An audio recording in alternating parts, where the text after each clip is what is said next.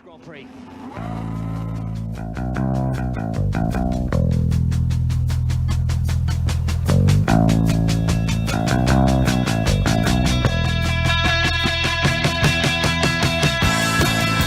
So this is how the grid will line up as the cars make their way around on the formation lap. Charles Leclerc is on pole position in the Ferrari. Max Verstappen alongside him on the front row. Sergio Perez in the other Red Bull is third. Lewis Hamilton is fourth for Mercedes. Fifth is Lando Norris in the McLaren. Sixth will be George Russell in the other Mercedes. Fernando Alonso, Yuki Tsunoda, Daniel Ricciardo and Esteban Ocon complete the top 10. Bottas is 11th. Vettel, Albon, Gasly and Stroll are the top 15. And then it's Joe, Schumacher, Latifi, Sainz and Magnussen, the 20 drivers.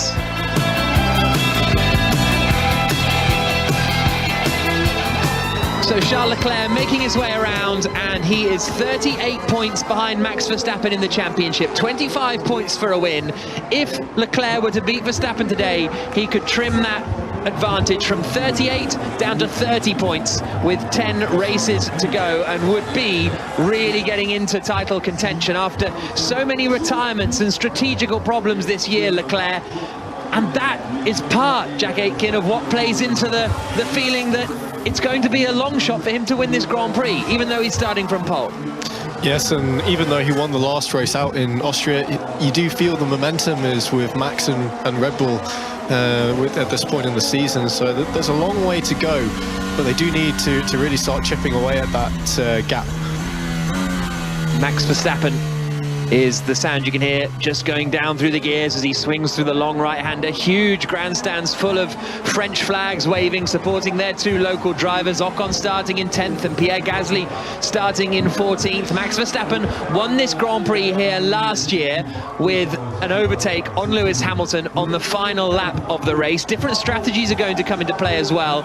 Everybody bar Bottas, Gasly and Sainz, who is starting in 19th place, are starting on the medium compound of tyres. So at least at the beginning, there's not a huge difference in strategy. No, but we do have a bit of a difference in what tyres each driver has left available to them. You know, we spoke earlier this weekend about Charles Leclerc and Ferrari. They've only got one set of the hard tyre, which we think is going to be the preferred race tyre today. You can hear the cheers for Charles Leclerc, the Ferrari driver, as he pulls up onto the grid, Jenny Gao. Got a brilliant view of it as well. The tricolour, the French flag, waved by hundreds of people in the grandstand as Leclerc pulls into his grid slot. The two Red Bulls directly behind him. I have to say the atmosphere here at the French Grand Prix is something to wonder at. It's a beautiful day, hopefully for a beautiful race. Yeah, I have to say it's the first time Leclerc's come here in real title contention, and the south of France have really started to support him. Monegasque by birth, but of course not too far away from Monaco in Paul Ricard. Carlos Sainz in the Ferrari is going to be starting 19th on the grid, and he had to take engine penalties basically because he put a new engine in after his last one blew up in Austria. So that Ferrari is 19th. Third is the Red Bull of Sergio Perez. Second is Max Verstappen. Pole position is Charles Leclerc. Can Hamilton get involved in the fight in the early stages from fourth place? Kevin Magnussen in the Haas lines up in the final grid position, and the French Grand Prix is about to get underway. Leclerc is on pole. Verstappen is second.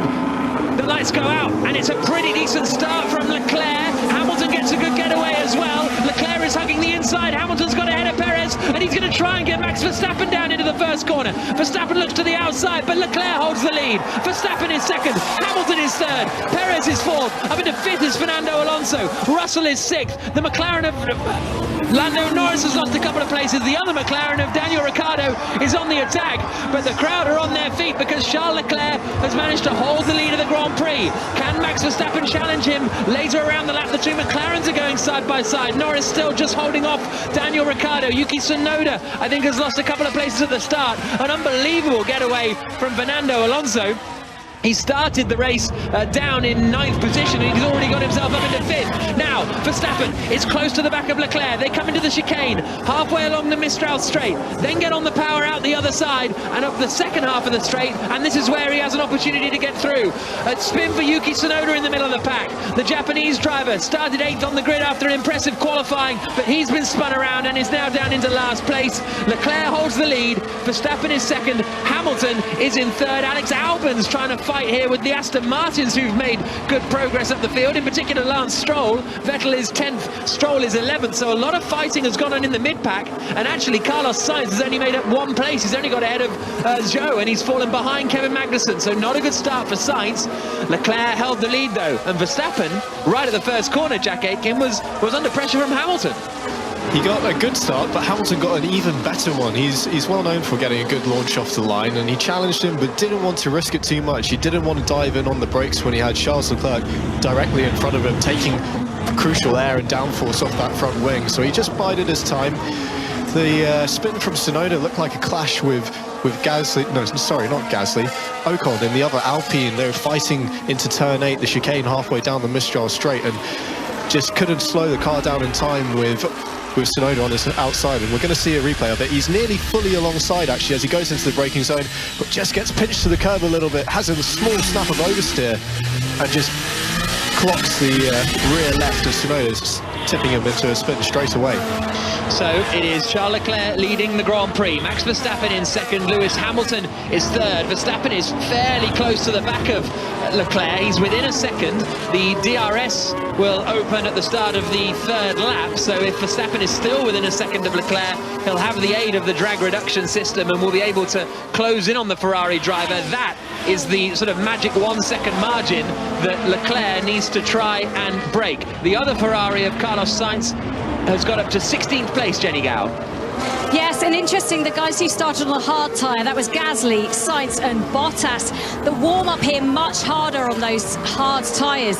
So the grip off the start line, difficult, but then their race should come into its own slightly further into their stint. So different strategy for those three. I tell you who's made a cracking start is Kevin Magnussen. He's gone from last up to 13th to make that 12th, because he's just got ahead of Alex Albon as they do battle around the long right-hander of Beausset. But across the line comes Leclerc, and he is 1.3 seconds ahead of Max Verstappen in second position. Hamilton is only about a second ahead of Perez, so he could be under pressure before too long. Alonso in fifth will be under pressure from the Mercedes of George Russell as well, but Leclerc at the moment is doing enough to keep ahead of Verstappen. Yeah, the gap looks a bit more than what we've traditionally seen from Verstappen when he's had the pace advantage. Usually he's quite happy to sit right on the tail of the guy that he's chasing, but he's outside of the DRS already. We're now getting a replay of that race start, fairly even from the front four as Albon's right on the dirty part of the circuit, off the track to get past those in front of him. And Hamilton ducks out quite early from making a move on Verstappen, and the Alpine of Alonso makes a great move around the outside of turn 2 when he was pinched on the inside of turn 1. On board now with Hamilton. That was some iconic Alonso, that was, just picking his perfect spot down into the first and second corners. Hamilton, as you say, really quite cautious into the first turn. He knew his fight is not for the win today, but Charles Leclerc is in a fight for the win, and he does not have much of an advantage over Max Verstappen. They're coming through the long right-hander of Beausset, which then tightens into the left-hander at Van Dorn, and it is still Leclerc leading, but only 7/10 ahead of Max Verstappen. Jenny Gao. Yeah, you've got a bit of a problem when it comes to following cars here, because it leads your tyres to overheat. If they overheat, there's very little you can do to get them back, and these drivers are going to be managing their tyres. They don't want to burn them all up in one go, so Verstappen wants to overtake, so does Perez, but they're going to have to protect those tyres as well. Verstappen is within a second of Charles Leclerc, lap 4 of 53 in the French Grand Prix here on BBC Radio 5 Live, and it's those two fighting again. The top two in the championship. Verstappen is 38 points clear of Leclerc, but Leclerc is ahead of him on the racetrack. But for how much longer? This is going to be a really good opportunity for Verstappen on this lap. You have to hope that Charles is just trying to control the tyres a bit, and in this twisty section that we're in now, which leads onto that crucial back straight, he's going to sprint away if he's got anything left, because the gap now is right in the danger zone of Max being able to get the DRS and tow past him. We see it. Esteban Ocon's been given a 5-second time penalty for causing a collision after that crash with Tsunoda on the opening lap, but Verstappen is closing in, and he pulls out to the inside to show Charles Leclerc that he is there and that he is right behind. They come through the chicane halfway along the Mistral straight. This is Verstappen's radio. Controlling himself well at the moment. Good pace. Verstappen being told he's controlling himself well at the moment, good pace, and he doesn't close in on the second stretch into senior corner, the flat-out right-hander at the end of the Mistral straight, and so he's not able to make a move yet, Max Verstappen. It looks like his battery deployment is a bit different to Leclerc's. He really closed up to him coming out of turn 6 into the first part of the back straight and looked like he really could have made a move with the aid of that DRS. But then Leclerc was able to hold station and even pull away after the chicane going through Cena and into Beausset. And now we're on board with Verstappen, hunting Leclerc down. The gap is now back out to just over a second, but he's hovering pretty menacingly, isn't he? Certainly is. I think that the other crucial part is that there are 2 DRS zones on the track, and there isn't one coming out of the chicane and up towards Senior. So you have the run down the start-finish straight, you have the run into the chicane, but that's when Verstappen was the closest, but then you don't get it on the next straight bit. So that's the crucial part. So Verstappen needs to get it done before then. Leclerc has actually had a very good first few corners on this lap, and I don't think Verstappen is going to quite be in DRS range. Here they come now. Does the rear wing pop open at the back of that Red Bull as he comes through? He does. So he was just about inside it. He's going to close in, but he's not going to be close enough on this particular occasion. But we heard Giampiero, Verstappen's engineer, saying you're controlling yourself well, and that is basically saying don't overcook the tyres while you're following Leclerc. Yeah, exactly. He's going to have to be smart here, because any time that he's not close enough to really properly attack Leclerc and get past, he really should be laying off a little bit and getting some clean air onto his front wing and just making life a little bit easier for those tyres. It's going to be, rather than sitting 8 tenths, 9 tenths behind for a long period of time, letting the gap go out and then closing right up in a swift action to try and minimize the time that you're in that dirty air. So both Red Bulls are on the attack. Max Verstappen trying to overtake Charles Leclerc for the lead of the Grand Prix. Sergio Perez is trying to overtake Lewis Hamilton for 3rd position. They've dropped about 3.5 seconds back from the lead too. So which of the Red Bulls is going to make the overtake first? Again, Verstappen is very, very close to Leclerc coming down into turn 1, just 3 tenths between them. This is going to be Verstappen's best opportunity of the race so far. We're only on lap 6 of 53, but this is the closest he's been on the run down into turn 3 and 4. We'll see if Charles can pull the same trick and get an extra few tenths of cushion through this complex of 3, 4, 5 and 6. Very technical, quite low speed as well, so aero doesn't take much of an effect here. He's come out of 6, a little bit of a wiggle on the power as he comes through that long sweeping right-hander, but it's not enough for Verstappen to close up. No, Verstappen gets the DRS again, closes in on the run down towards the chicane, but he's going to be too far back on this occasion still to get the move done on Charles Leclerc, who misses the apex a little bit coming into the chicane, and Verstappen will get a decent drive out on the run towards Senior.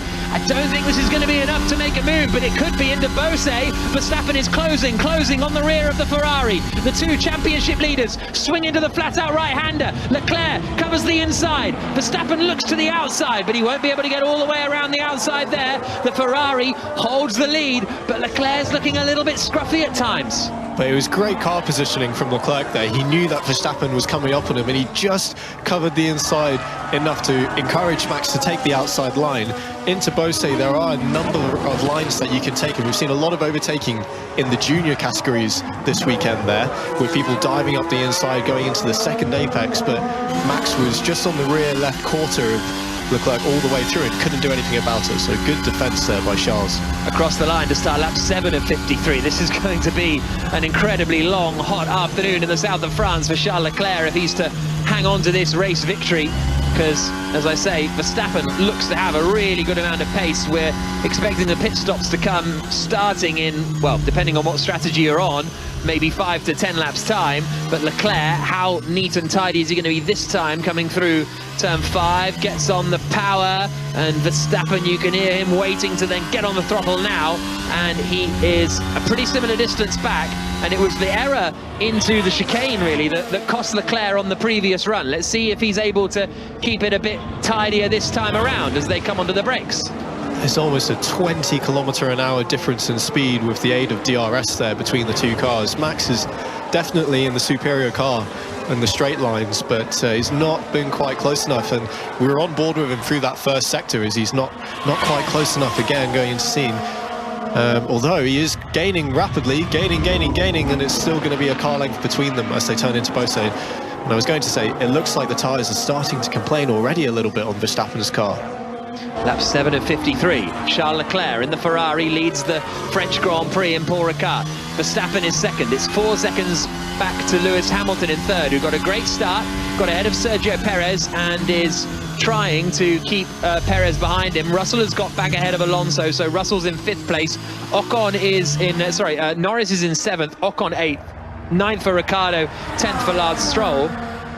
And again, Verstappen not looking particularly comfortable out of the final corner there, but again, he's less than 3 tenths away from Leclerc as they come into turns 1 and 2. There's about 3 car lengths between them through those particular corners. The gaps extend on the straight, but Verstappen, every time I say he's closer than he has been before, but he's not quite able to make a move yet. Yeah, and usually when you see the following car able to hound for as many laps as Max has been, it is a clear pace advantage. So you do feel if Max gets through here, Charles is going to be saying goodbye to the back of that Red Bull. Here comes Verstappen again, DRS open, heading down to the chicane. Getting up to 210 miles an hour before Verstappen. He's so thinking about the lunge, isn't he? Every single lap. You can read his mind looking at the way the car's behaving. But he also knows he doesn't need to take any crazy risks here. He's 38 points ahead of Leclerc in the championship. So sitting behind him is not a disaster. Yeah, I'm not sure. I think he's got his eyes set on one thing only, and that's extending this championship lead as much as he can. I wonder if he might play with the deployment in that car, because he's been closer actually going into Beausset than he has been going into the chicane in the middle of that back straight, and you can alter the strategy on these cars a little bit to get different deployments at different times in the lap. Lap 8 of 53. Play has resumed at Headingley. We'll be checking in with Ellie shortly, but through the right-hander comes Max Verstappen at the final corner on the circuit. They come across the line to start lap 9 of 53, and Leclerc's lead is 7 tenths of a second this time across the line, and Verstappen is a little further back this time through. Leclerc doing well to handle the pressure so far. Hamilton is 3rd, Perez is 4th, Russell is 5th, Alonso is 6th. Jenny Gow. Yep, this is lap 9. We're expecting pit window to start opening around lap 13 for those doing 2 stops. On a 1 stop around lap 18, a reminder, it's 28 seconds for a pit stop if you get it perfect, a long one.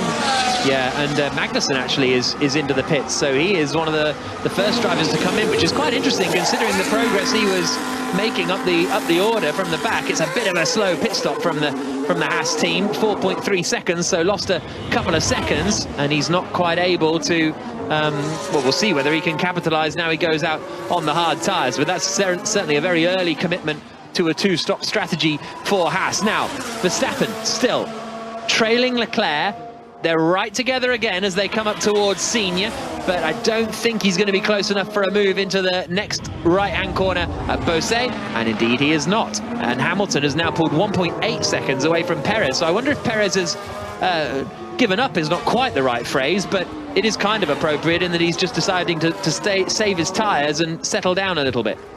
Yeah, it's already nearly a 6-second gap between this leading duo and Hamilton and Perez behind, and as you say, Perez letting that gap balloon out a little bit now and possibly just wanting to give the tyres a break. When we've been on board with Max, he has been struggling with that front left, and it just looks like he's stalling a little bit. He hasn't been able to challenge Leclerc these last couple of laps, despite staying in the DRS the whole time.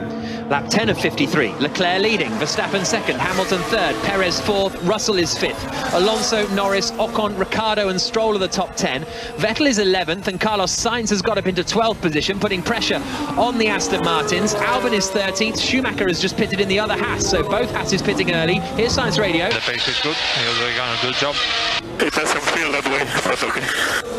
Sainz being told he's doing a good job. He doesn't feel like he is, but we promise you are, Carlos, is the message. Right, is Verstappen going to be close enough this time around? No, I don't think he is, as they come down towards the chicane. Lap 10 of 53 here in the French Grand Prix, as I say.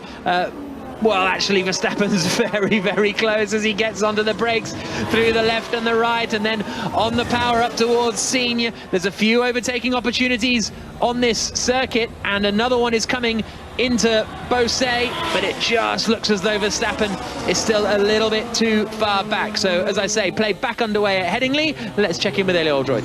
And South Africa 127 for 2 in 22.5 overs. Quinton de Kock is on 75. He's had another 4 since we resumed. Aidan Markram is on 9. The run rate is about 5.5 and over. This game reduced to 45 overs aside, but it may be reduced more because it looks like there is more rain on the way. No sign of rain in the south of France, though. Lap 10 of 53 in the French Grand Prix, the 12th round of the Formula One World Championship season. The Williams reserve driver and development driver, Jack Aitken, is alongside me, Jack Nicholls, and Jenny Gow's in the pit lane, and she has something to say. I'm standing on top of the pit building, actually. It's lovely. one of the best views I've ever had in my life when it comes to an F1 race. George Russell hunting down Sergio Perez, who you say he's giving a bit of a breather to Lewis Hamilton, who's in front of him. I wonder if he's trying to convert to a one-stop, if he's trying to save his tyres and save himself 30 seconds coming into the pits, and that's why he's eaved off a little bit, maybe. It could be as well that Verstappen's on the radio and saying, look, this is a bit more difficult than I expected getting past Leclerc, and they could end up trying to use Perez as a pawn here to hold up Leclerc when he comes in eventually for his first stop. That is another incentive for Perez to be on the one stop. Lap 11 of 53. Verstappen is not close enough again to make the move. Perez is starting to fall into the clutches of George Russell a little bit now. Russell is just 1.3 seconds back from Perez, as we were just saying, with Perez potentially moving to a one-stop strategy. Alonso 6th, Norris 7th, Ocon 8th, Ricciardo 9th, Stroll 10th. But again, Verstappen is just sitting behind Charles Leclerc, and Red Bull have a few opportunities here to try and get past. They can either overtake him on track, but at this point they are well within undercut range. Come into the pits, put a new set of tyres on, and on your new set of tyres go quicker than the race leader and come out ahead once he comes into the pit lane. But it's at what point you want to decide to do that, because you don't want to go too early and then compromise the rest of your race just to try and get the lead of the Grand Prix. Yeah, that's one for the strategists that will be working overtime right now, reviewing their options, and in Leclerc's case, how early can they box and get away with it to cover off that undercut opportunity for Verstappen. And for Verstappen, he's going to be in that cockpit thinking, right, this isn't really working. He's getting quite close every time into turn A, but not close enough to have a move, and here's Leclerc. And we are thinking plan B. Let me know your opinion. That was very casual, wasn't it? Yeah, copy that. Whatever you think. Yeah, so Ferrari often have a raft of plans up their sleeve, as Carlos Sainz in the other Ferrari gets ahead of Sebastian Vettel, outbreaks him into the first corner and manages to get up into 11th place now, Carlos Sainz. So he is making some good progress. Ferrari very rarely are on plan A. They're always thinking plan B, C, D. I think E has come into it at times this year. There was an E. Are they well prepared, or does everything just go down the toilet as the race gets underway? That's for you to decide. But as I was saying, Verstappen right now, he's getting very close every time into the chicane, turn 8, and it happened again this lap, but not close enough to make a move. And then the same thing happens into Beausset. He's within a car's length, but that's not enough to get the move done. So he's now going to be thinking, what can I do to change things up a bit? Can I save the tyres a little bit so that actually an overcut might be an option for them? Does he start thinking about different strategies and talking about that with the team? You know, he does get involved sometimes in the strategy and has his opinions, but this as it is isn't working for him. He's stalled a little bit now. Lap 12 of 53, Jenny. And if you want to make a one-stop work here, you really want to push to somewhere like 25 laps on your starting tyre and then go over to the hard. So that's if you're on a medium tyre to start, as most people were.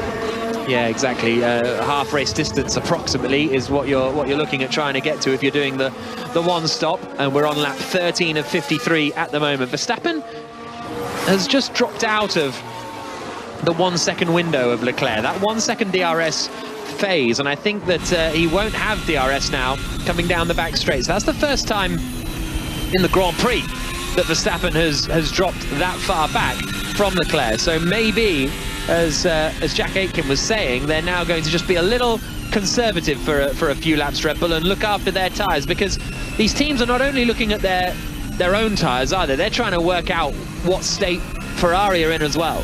Yeah, each team has a photographer that is taking very, very detailed pictures of the car's tyres as they're out on track right now and getting them emailed to the engineers on the pit wall and saying, look, Leclerc's got a bit of graining, or look at Alonso's Alpine, he's got blisters on the inside shoulder. So they actually know quite a lot, as we see Sainz getting past the second Aston of Stroll into turn 8. He does lock up, but just keeps it within the white lines. And Stroll's right on the back of him as they come out of the chicane, but I don't think he's going to be able to get past, so that's a good move. Yep, so Sainz now up into 10th position as he continues to make progress. His next target is going to be Daniel Ricciardo in 9th place in the McLaren. Started 19th. Carlos Sainz are now up into 10th spot, so not a bad run at all. Across the line comes Max Verstappen, and again did an identical lap time to Charles Leclerc. Well, actually, no, that's the lap before, so we'll see whether he is able to keep that gap up, because he's a little bit further back this time than he has been previously. Lap 14 of 53, and the Ferrari driver, Charles Leclerc, continues to lead the French Grand Prix ahead of Max Verstappen, and if it finished like this, the gap would come from 30 points in Verstappen's favour at the top of the championship down to 30 points, and the gap is now 1.3 seconds, so Leclerc has managed to resist those initial first 12 laps or so of pressure. It does feel like round one is kind of over and has gone in the favour of Charles, doesn't it? And we're going to have to wait until the first round of pit stops now to see round two, because that's going to be the next opportunity for Red Bull and Verstappen. But attention sort of switching now to seeing how quickly Sainz can get up the order, what impression he can make on the other tyre, the hard tyre. He's still down in 10th. He's 1.5 seconds behind the McLaren of Ricciardo, and then it's sort of spotty gaps all the way up to the top 5 of 3 or 4 seconds each way.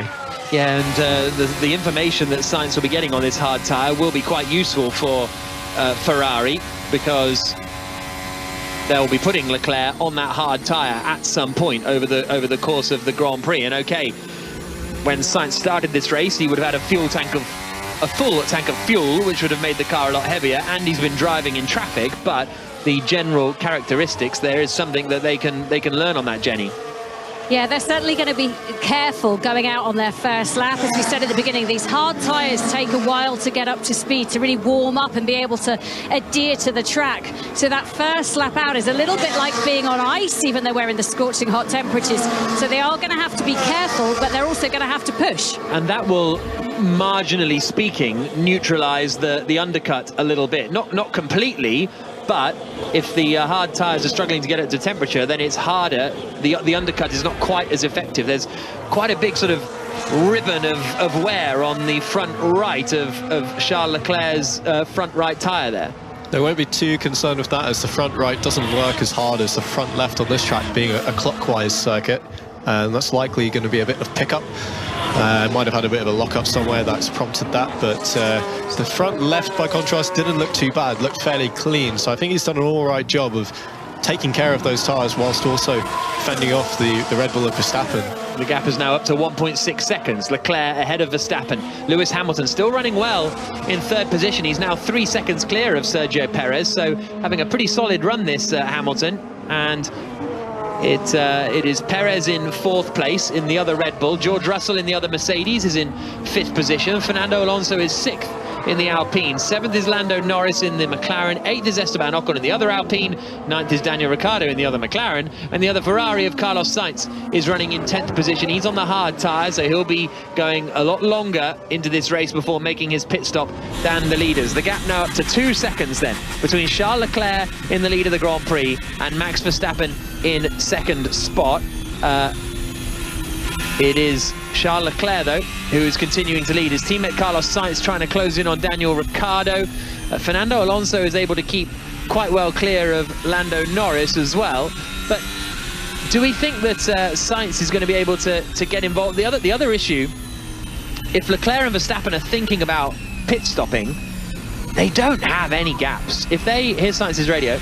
We prefer plan B for Bravo. We prefer plan B for Bravo. So Sainz wants plan B as well, or the team wants Sainz to do plan B as well.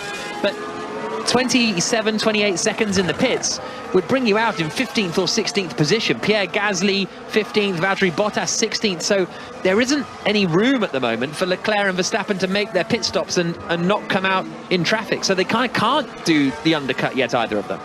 No, not without a big risk of coming out in traffic and, as you say, getting held up and completely ruining the whole point of stopping that early anyway. So they're going to have to wait. It usually is a bit of a domino effect. As soon as the cars at the back start to box, those spaces open up and everybody starts to box further up the order. In the meantime, Perez is continuing to drop back a little bit from Hamilton. It's now up to 3.2 or 3.3 seconds. Russell hasn't got within DRS yet, but he is at 1.3 seconds, so he's making good progress, although not rapid progress just yet. Actually, as I'm watching the times, Perez is making some progress now. He seems to have switched it on again and is 3.1 seconds in. Verstappen's in. Max Verstappen into the pits from second place then, just as we were discussing that he may not be able to have clean air if he comes into the pits and tries the undercut. Red Bull go for it. Neat, tidy pit stop, 2.4 seconds from the Red Bull team. And where is he going to come out then? Hamilton across the line now. Then there comes Sergio Perez. Then there comes George Russell. Have they got a slot between Russell and Alonso, maybe? It's such a long pit lane. Look how long he's on the pit limiter for. Alonso coming through now, and Alonso gets ahead, and he's going to come out just ahead. Hard tires, 2/10 slower than expected, still suffering from overheating. So that's Leclerc being told the information from Sainz's car, basically, that the hard tyres are a bit slower than we expected and we're still suffering from overheating on them. Now, Verstappen came out behind Norris, a second and a half behind Lando Norris. Did Red Bull think they could get out ahead of Norris, maybe? Or are they just...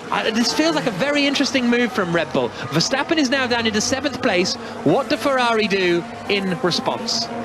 Yeah, it's an interesting message that about the hard tyre to Leclerc, because that was seen as the preferred race tyre before we got underway here, and if it's not performing as well as they expected, then that's probably pushing them more and more towards the two-stop. That's certainly what Verstappen's committed to, as we see Sainz breezing past the McLaren of Ricciardo ahead of him before even the braking zone of turn 8. Up in the 9th place then for Carlos Sainz from the back of the grid, and Charles Leclerc continues to lead the Grand Prix. He's 10 seconds ahead of Lewis Hamilton. Perez is 3rd. Russell is in 4th place as they swing through the right-hander of Senior, and Verstappen gets ahead of Norris then. So Verstappen has cleared Lando Norris fairly quickly and is up into 6th place and is 4.3 seconds back from Fernando Alonso. But Ferrari are deciding to stay out there now and create a bit of an offset. Now, this is not dissimilar to what we saw in Austria 2 weeks ago, where Red Bull pitted first, but Ferrari stayed out, and Leclerc in the end always had the fresher tyres. Verstappen did Norris. Coming into Beausset halfway through, he just had so much more grip. He just drove past Norris like he wasn't there. Yeah, and that's exactly what Red Bull would have been hoping. They would have accepted the fact that there wasn't a clean piece of track, but that the new rubber would have given them the pace advantage that they needed over these, well, front of the midfield runners, but midfield runners nonetheless. And he's now just over 3 seconds behind Alonso. Here's his radio. Can you let me know, please, if he's in or not? I know how to push. You need to push now. You do need to push. He is not in. So Verstappen being told he is not in the pits. Leclerc is staying out on circuit. 27.1 seconds is the gap, and on average you lose 27 seconds in a pit stop. There's a yellow flag out in sector 3, and someone's gone off. And look after these tires. Leclerc! The Ferrari's in the wall! Charles Leclerc has crashed out of the French Grand Prix from the lead. He's in the tyre barriers. His race is over. Ferrari's season somehow manages to find ways to get worse and worse. It looks like he's just spun all by himself into the barriers, and Charles Leclerc's out of the Grand Prix. The safety car is deployed, and that will surely hand Verstappen the lead. Well, Hamilton may well pit, actually. Hamilton may well pit and has a chance here at coming out in the lead of the race. We'll keep an eye on all of that, but that's a catastrophe for Ferrari and Leclerc yet again. He's lost it at the highest speed corner on the track. That is actually a corner, which is turn 11, Beausset. We do see Hamilton coming in and pitting, and Russell as well, and Perez. They're all diving in, but that would have been a massive speed at which he lost the rear of the car. We're yet to see a replay, but he must have been told by his engineers, push now, push to get the gap to Verstappen for this crucial stage of the race, the pit stop, and he just overdid it. So where is Hamilton going to emerge from the pit lane? I think Verstappen will have the advantage. Yes, he does. So Verstappen gets ahead of Lewis Hamilton, but I think Hamilton is going to be in a net second place here, with Perez third and Russell in fourth. The pit lane is absolutely heaving. Carlos Sainz coming into the pits as well, just stick on a set of medium tyres, but it's a slow pit stop for the Ferrari team. Sainz isn't going, and now it's an unsafe release. Oh, nearly whacks into the Williams of Alex Albon, so that's going to be a definite penalty for Ferrari, who just... It is unbelievable. The safety car is deployed, the race is being neutralised, but it is unbelievable the season that Ferrari are having. Yeah, it's not the first unforced error that we've seen from Leclerc, is it? He had an accident in Imola early on in the season. He got away with it, but did lose positions and points. And it's just... we've spoken so much in the build-up of this about how he needs to turn the tide of things, get the momentum back in his favour. This was the last thing that he needed going into the last few races before the summer break. And they're actually, the marshals we can see are rolling the car away, so it's not too badly damaged. He is out of the car as well, Leclerc, so he's managed to get out of the car by himself, and it just looks like, he's gone in with the nose. We're just getting a replay of it now. So he's going through the flat-out scene, turn 10 into turn 11, turns in flat on the brakes, car's fine here, and he gets to the middle of the corner and the rear just lets go at the minimum speed point, just noses into the barrier, and you can hear him trying to get reverse, trying to rev his way out of it, but no response from the car. That's a very odd place for the rear to let go. He was so far into the corner. Usually if the car's going to spin around on you, it's right at the entry when you pitch the car in and the weight transfers over to the outside. Disaster. Absolutely disastrous for Charles Leclerc, the man in second in the championship. Are you okay? I cannot get throttle.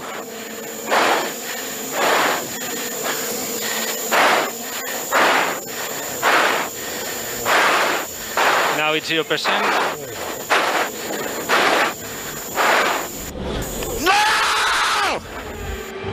And that is Charles Leclerc. So did he say he had a stuck throttle?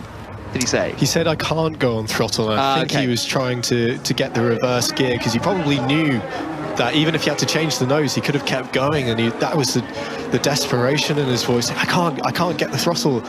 And, you know, these engines are so fragile, especially with the reverse gear, which is tiny, so delicate. Pulling the reverse gear and actually getting the car to back out is not an easy task. And a lot of the time, if the car isn't happy, it just won't let you. It, full stop, will not let you take reverse. Well, another remarkable turn in this Formula One World Championship season. Well, not really a turn, just the same direction it always keeps going, i.e. downwards for Ferrari and for Charles Leclerc. Safety car coming in at the end of this lap, so let's get an update at Headingley. Ellie. I'm afraid it's raining here again, Jack. It's actually pouring down. It looks very, very gloomy overhead as well. 159 for 2 South Africa, with Quinton de Kock on 92 and Aidan Markram on 24. We've had 27.4 overs. This has already been reduced to 45 overs aside, but we could be in for quite a long spell of bad weather by the look of it. 159 for 2 South Africa. Thank you very much, Ellie. Here in the French Grand Prix, the safety car will be coming in at the end of this lap, and Max Verstappen is the driver who is leading the race. Lewis Hamilton is second for Mercedes. Sergio Perez is third for Red Bull. Fourth is George Russell in the Mercedes. Fifth is Fernando Alonso in the Alpine. Sixth is Lando Norris. Seventh, Ricciardo. Eighth, Sainz. Ninth, Ocon. 10th, Lance Stroll. Albon, Gasly, Vettel, Bottas, Latifi, the top 15, Joe, Magnussen and Schumacher, the 18 drivers. So Haas have ended up at the back again after making such good progress. Verstappen is about to get this restart underway, so we will discuss more about that spin for Charles Leclerc. Verstappen asked on the radio if Charles was okay, and the team said yes, he got out the car totally fine and is on the back of a scooter as we speak on his way back to the paddock. But what a disaster for Ferrari. Let's just watch Verstappen get this race back underway then. Everybody is basically on a new set of hard tyres, bar Sainz and Gasly, who are on a new set of medium tyres in 8th and 12th positions. Lap 20 of 53, approaching half race distance. We've seen some really early restarts over the course of the weekend, sometimes from turn 11. We saw that in the W Series race with Jamie Chadwick and in Formula 2 earlier on, and Verstappen has done exactly the same thing. Goes nice and early. Hamilton was there or thereabouts with him, though. As they come down into turn 14, Russell has caught Perez sleeping a little bit, so that could be a nice little fight for third position. Perez goes a bit deep coming into turn 14, out across the line. Safety car comes in, racing back underway. Another open goal for Max Verstappen beckons. He leads Lewis Hamilton across the line by almost a second. Perez is third, Russell is fourth, Alonso is fifth, Russell pretty close to the back, and Sainz goes for Ricciardo into turn 1, and Sainz gets past Ricciardo into the first corner. 7th place now for Carlos Sainz. Can Russell make a move on Perez here as they come down the Mistral straight? But it is Verstappen who's managed to hold the lead of the Grand Prix. So Hamilton second, Perez third, Russell fourth, Alonso fifth.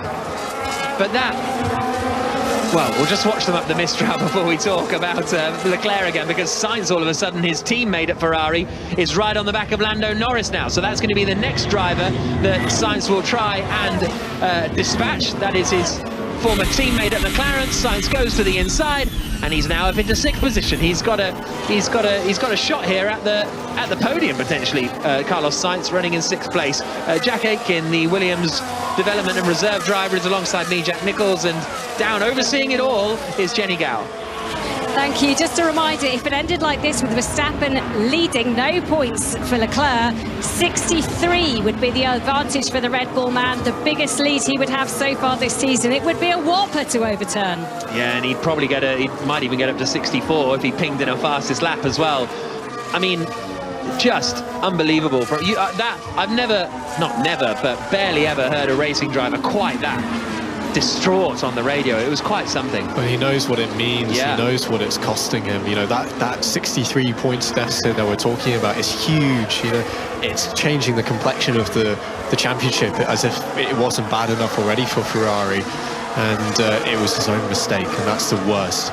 Seeing Carlos Sainz here probing at the back of Alonso. He's making very quick progress through these cars now after his slow pit stop, which kind of nullified what should have been a big plus for him, coming in from and getting rid of those hard tyres, which don't seem to be performing as well as teams expected. So he's all over the back of Alonso now. He's just going to wait for the back straight, and we're getting some images now of Charles Leclerc walking into the paddock, head down, helmet on, visor very much shut. I do feel for him. Yeah, mistake for Charles Leclerc. Here comes Sainz now to get past Fernando Alonso into the chicane. The compatriots side by side, and Sainz gets ahead and up now into 5th position. His next target is going to be George Russell. He's on the medium tyres in this stage of the Grand Prix, Carlos Sainz, so he's on the quicker tyre than all of those around him, but it may run out of life a little bit before everybody else who's on the hard tyre. And this is the swing we were talking about. We were talking about it with Steve Crossman earlier on today, because if it had finished how it was, Leclerc would be 30 points behind Verstappen. Crashing out, if Verstappen wins, the advantage more than doubles to what it should have been. There's a yellow flag in the 3rd sector. You can hear the crowd have just reacted to something, and it's Schumacher. Mick Schumacher has had some kind of spin, so it wasn't particularly quite as dramatic as when the yellow flags came out earlier and it was Leclerc in the wall. Schumacher gets going again, so he was running down towards the tail of the order anyway. I think he might have tangled with Joe, and they were in 17th and 18th places, and I think Joe might be in his way into the pits. So Joe and Schumacher have had a tangle. Front wing missing from Joe's car. Schumacher was facing the wrong way. You don't need to be a super sleuth to figure out what has happened in that one. But yeah, the advantage for Verstappen almost doubling with that one mistake. Yeah, I feel robbed, actually. Not just this afternoon, but it's just turned the championship battle into a far bigger challenge for Leclerc. And unless Ferrari can come out with some serious upgrades to that car over the course of the next month or so, I think, it's a bit dramatic to be saying that the championship has just been decided, but I don't think we can understate how big a blow that is for him. No, it's certainly an absolutely pivotal moment in the season. We're just finding out what happened with Joe and Schumacher. They were going side by side through the long right-hander of Bose, and Joe got out of shape and corrected it and whacked into Schumacher. So an unfortunate one there. Joe's doing, and I wouldn't be surprised if he gets pinged a 5-seconder or maybe even a 10-second penalty for causing that collision.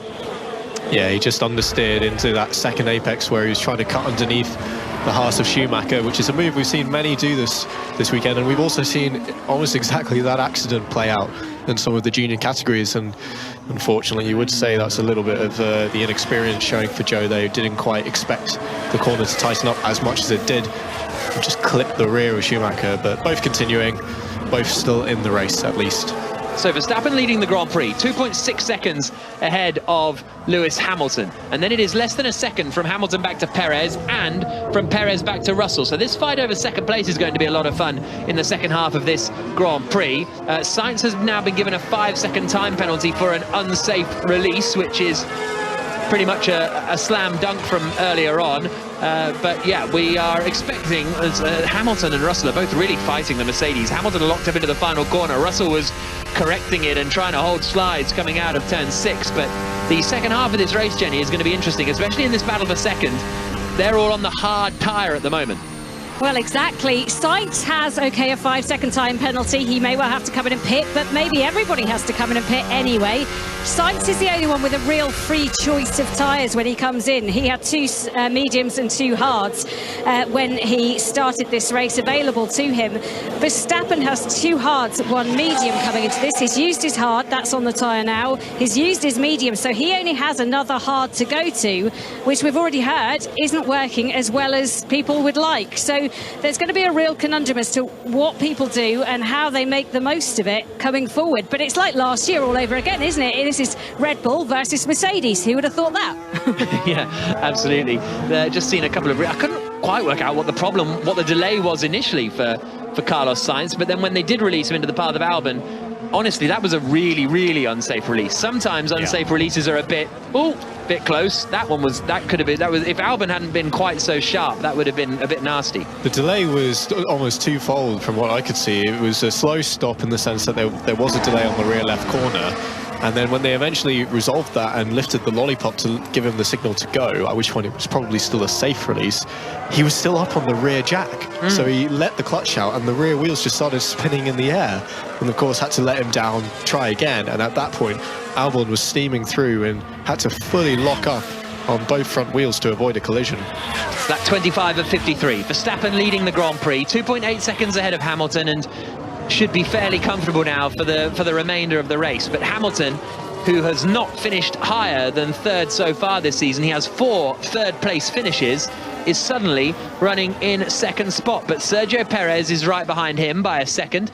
But Perez spent the first, 10 laps of this Grand Prix trying to pass Lewis Hamilton and couldn't. And we're at the halfway point now. There's a real chance here that Hamilton could hold on to this 2nd position. And Russell's running in 4th as well. Here's Sainz on the radio.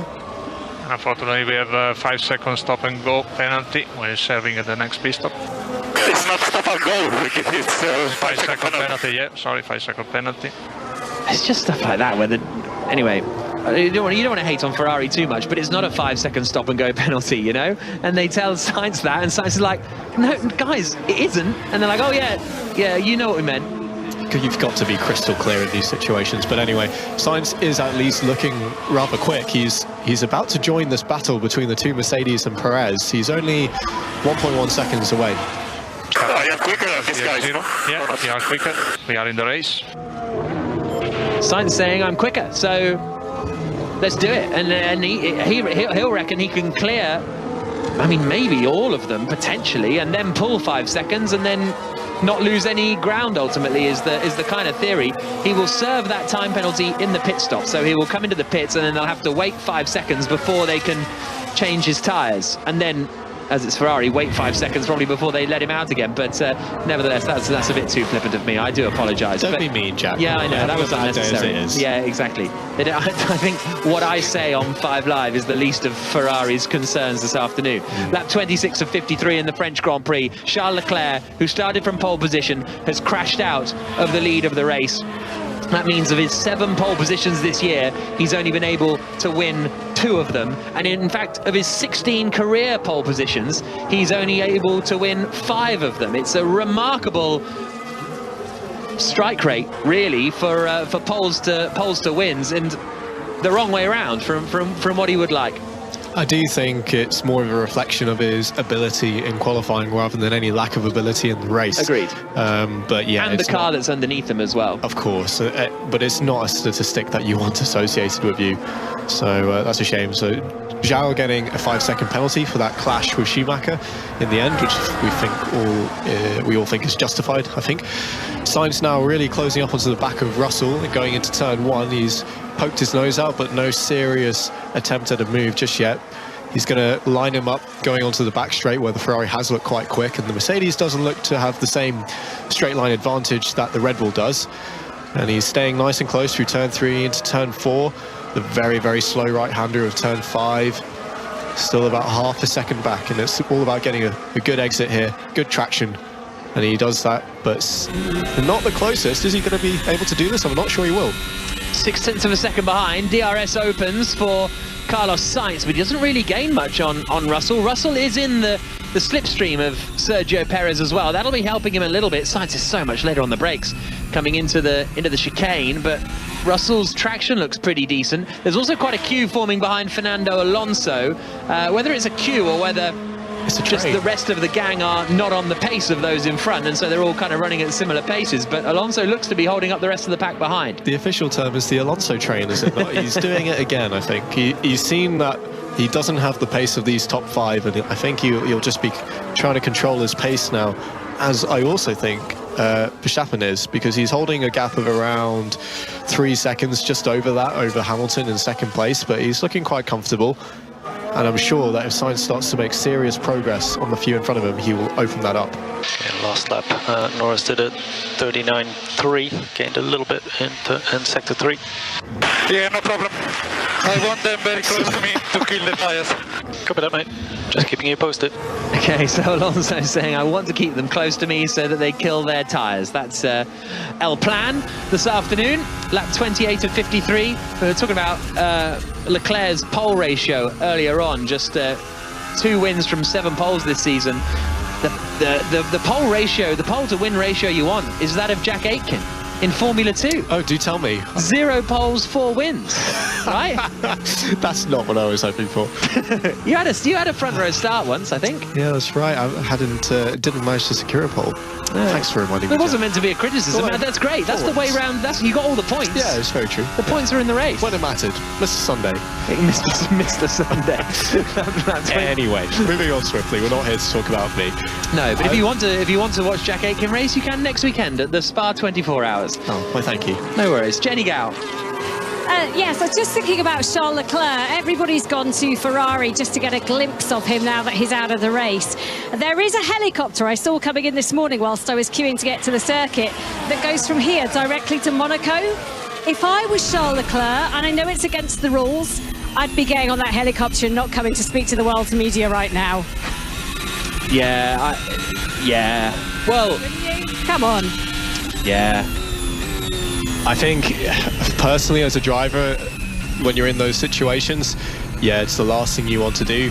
But ultimately, most of the time, it's keeping your head up and making sure that you do what's required, not just for the team and media, but it's a little bit the attitude that you have to hold. I think I wouldn't do that personally. Yeah, and I don't think Charles will. And we've seen so much from Leclerc. Gasly, by the way, has just lunged one in on Alex Albon and gone straight over, and as a result has lost a couple of places actually, Pierre Gasly. So Albon's still in 11th place, running well. I'll give you the full order in a second, but Leclerc has been so good over the last few races of keeping that positivity in the media, even before the Austrian Grand Prix, when he said the last 5 races have been, you know, a disaster basically, but he still is able to keep his head up. Fascinated to see how he's able to keep his head up after this one, because this is a really, really tough one. We'll dissect it all later on in the Checker Flag podcast, and we'll hear from Leclerc. If we don't hear from him by the end of this Grand Prix here on 5 Live, I'm sure we'll have him in the Checker Flag podcast, which you'll be able to get on BBC Sounds later on. Max Verstappen leads the French Grand Prix. We're on lap 29 of 53. He's 3.6 seconds ahead of Hamilton. Hamilton is 1.6 seconds ahead of Perez. Perez is 1.8 seconds ahead of Russell. Sainz, in 5th in the Ferrari, is the man on the move at the moment. He is half a second behind George Russell. He's really fighting that Ferrari all the way around the circuit, and he's trying to make progress. He's got a 5-second time penalty to serve, so he wants to clear the 3 cars ahead of him and see what he can do and try and gain a gap.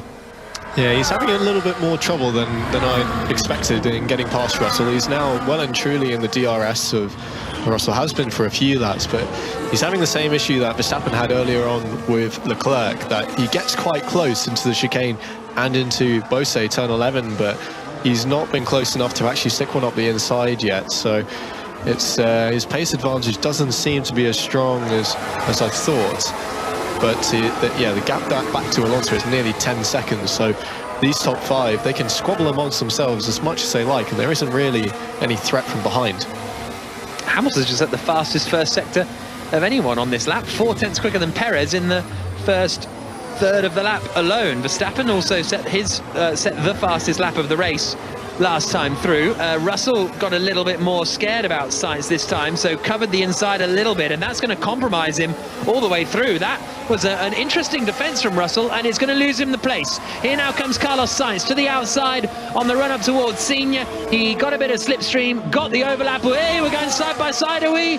We are. And Sainz goes round the outside at Senior. Russell was very brave to keep it up the inside, but Sainz gets ahead. The Ferrari driver up into 4th place, but that felt a little unnecessary, that defense from Russell into the chicane. Yeah, I agree.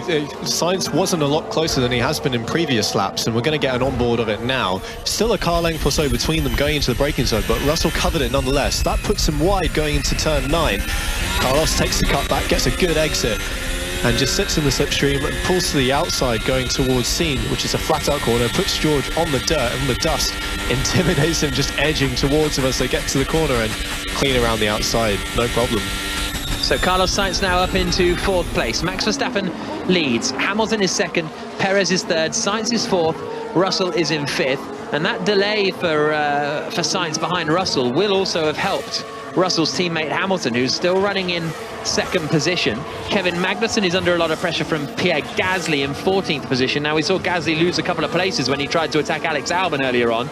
The top 10 is this: Verstappen, Hamilton, Perez, Sainz, Russell, the top 5. Alonso, Norris, Ricciardo, Ocon and Stroll are the top 10. The point-scoring positions. Alex Albon's having a solid race and is just outside the points in 11th for the Williams team. Vettel, Bottas, Magnussen and Gasly are the top 15. Latifi, Schumacher and Zhou are the 18 drivers. Tsunoda out of the Grand Prix after accident damage on the opening lap. Charles Leclerc spinning out of the race all by himself as he was pushing to come into the pits to try and cover off Verstappen's attack for the lead, and that has really opened the door for Max Verstappen, not only to win the French Grand Prix but also to take a big advantage in the championship heading into the final race before the summer break, which is the Hungarian Grand Prix in 1 week's time, next week. Hungarian Grand Prix. Jenny Gao. Yeah, just having a think about Carlos Sainz. He's going to come in and pit. He's going to get a 5-second penalty and just have to wait there. But then what does he do? Does he put on a medium tyre? Or does he go for the hard tyre? I mean, he's not going to go soft. That would be bonkers conkers. But he's got options there. The mediums looked pretty good for him, I think, so far in this race, because they were all on basically new medium or hard tyres once the safety car came in. So he doesn't have a tyre advantage in terms of life. He just has a tyre advantage in terms of compound at the moment, and he seems to be going quite well. It just depends how long they will last, basically. Yeah, I think the medium is looking like a good race tyre.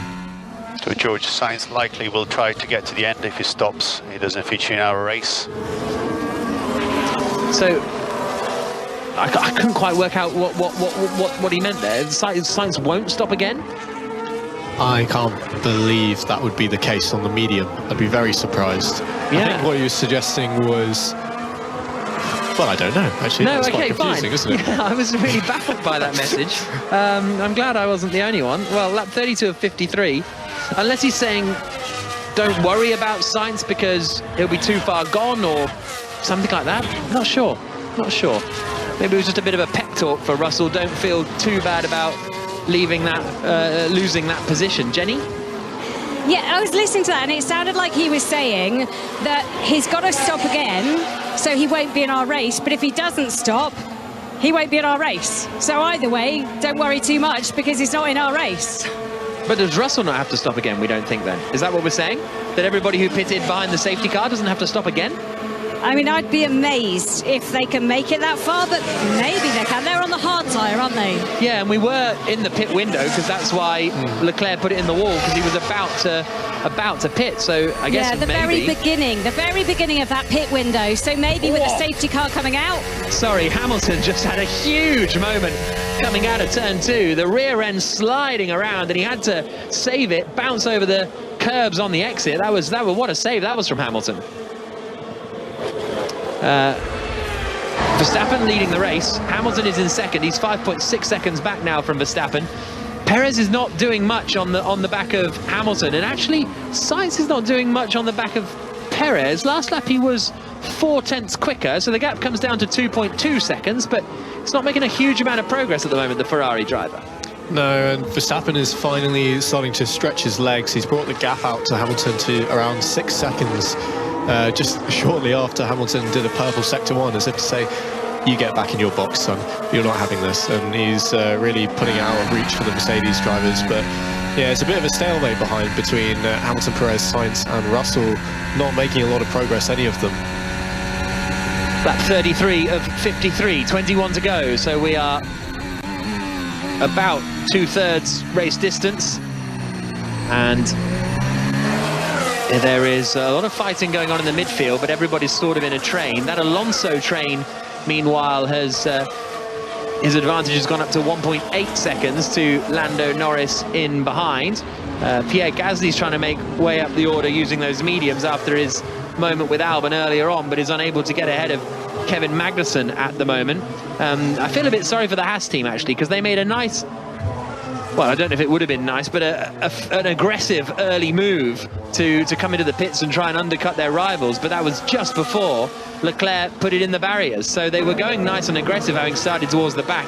The pace was good. Magnussen made up a load of places, but then that early gamble kind of got neutralized. Yeah, they did lose out quite a bit there, and Magnussen was looking fairly good in the first stint before they made that first stop, but down in 14th now, and he doesn't look that quick. He's not on the back of Bottas in front of him. Gasly's all over the back of him, so... And Latifi's not far behind him either. No, not at all. Williams. He's just waiting for his chance to take advantage of a scuffle between these two, which might come quite soon, but...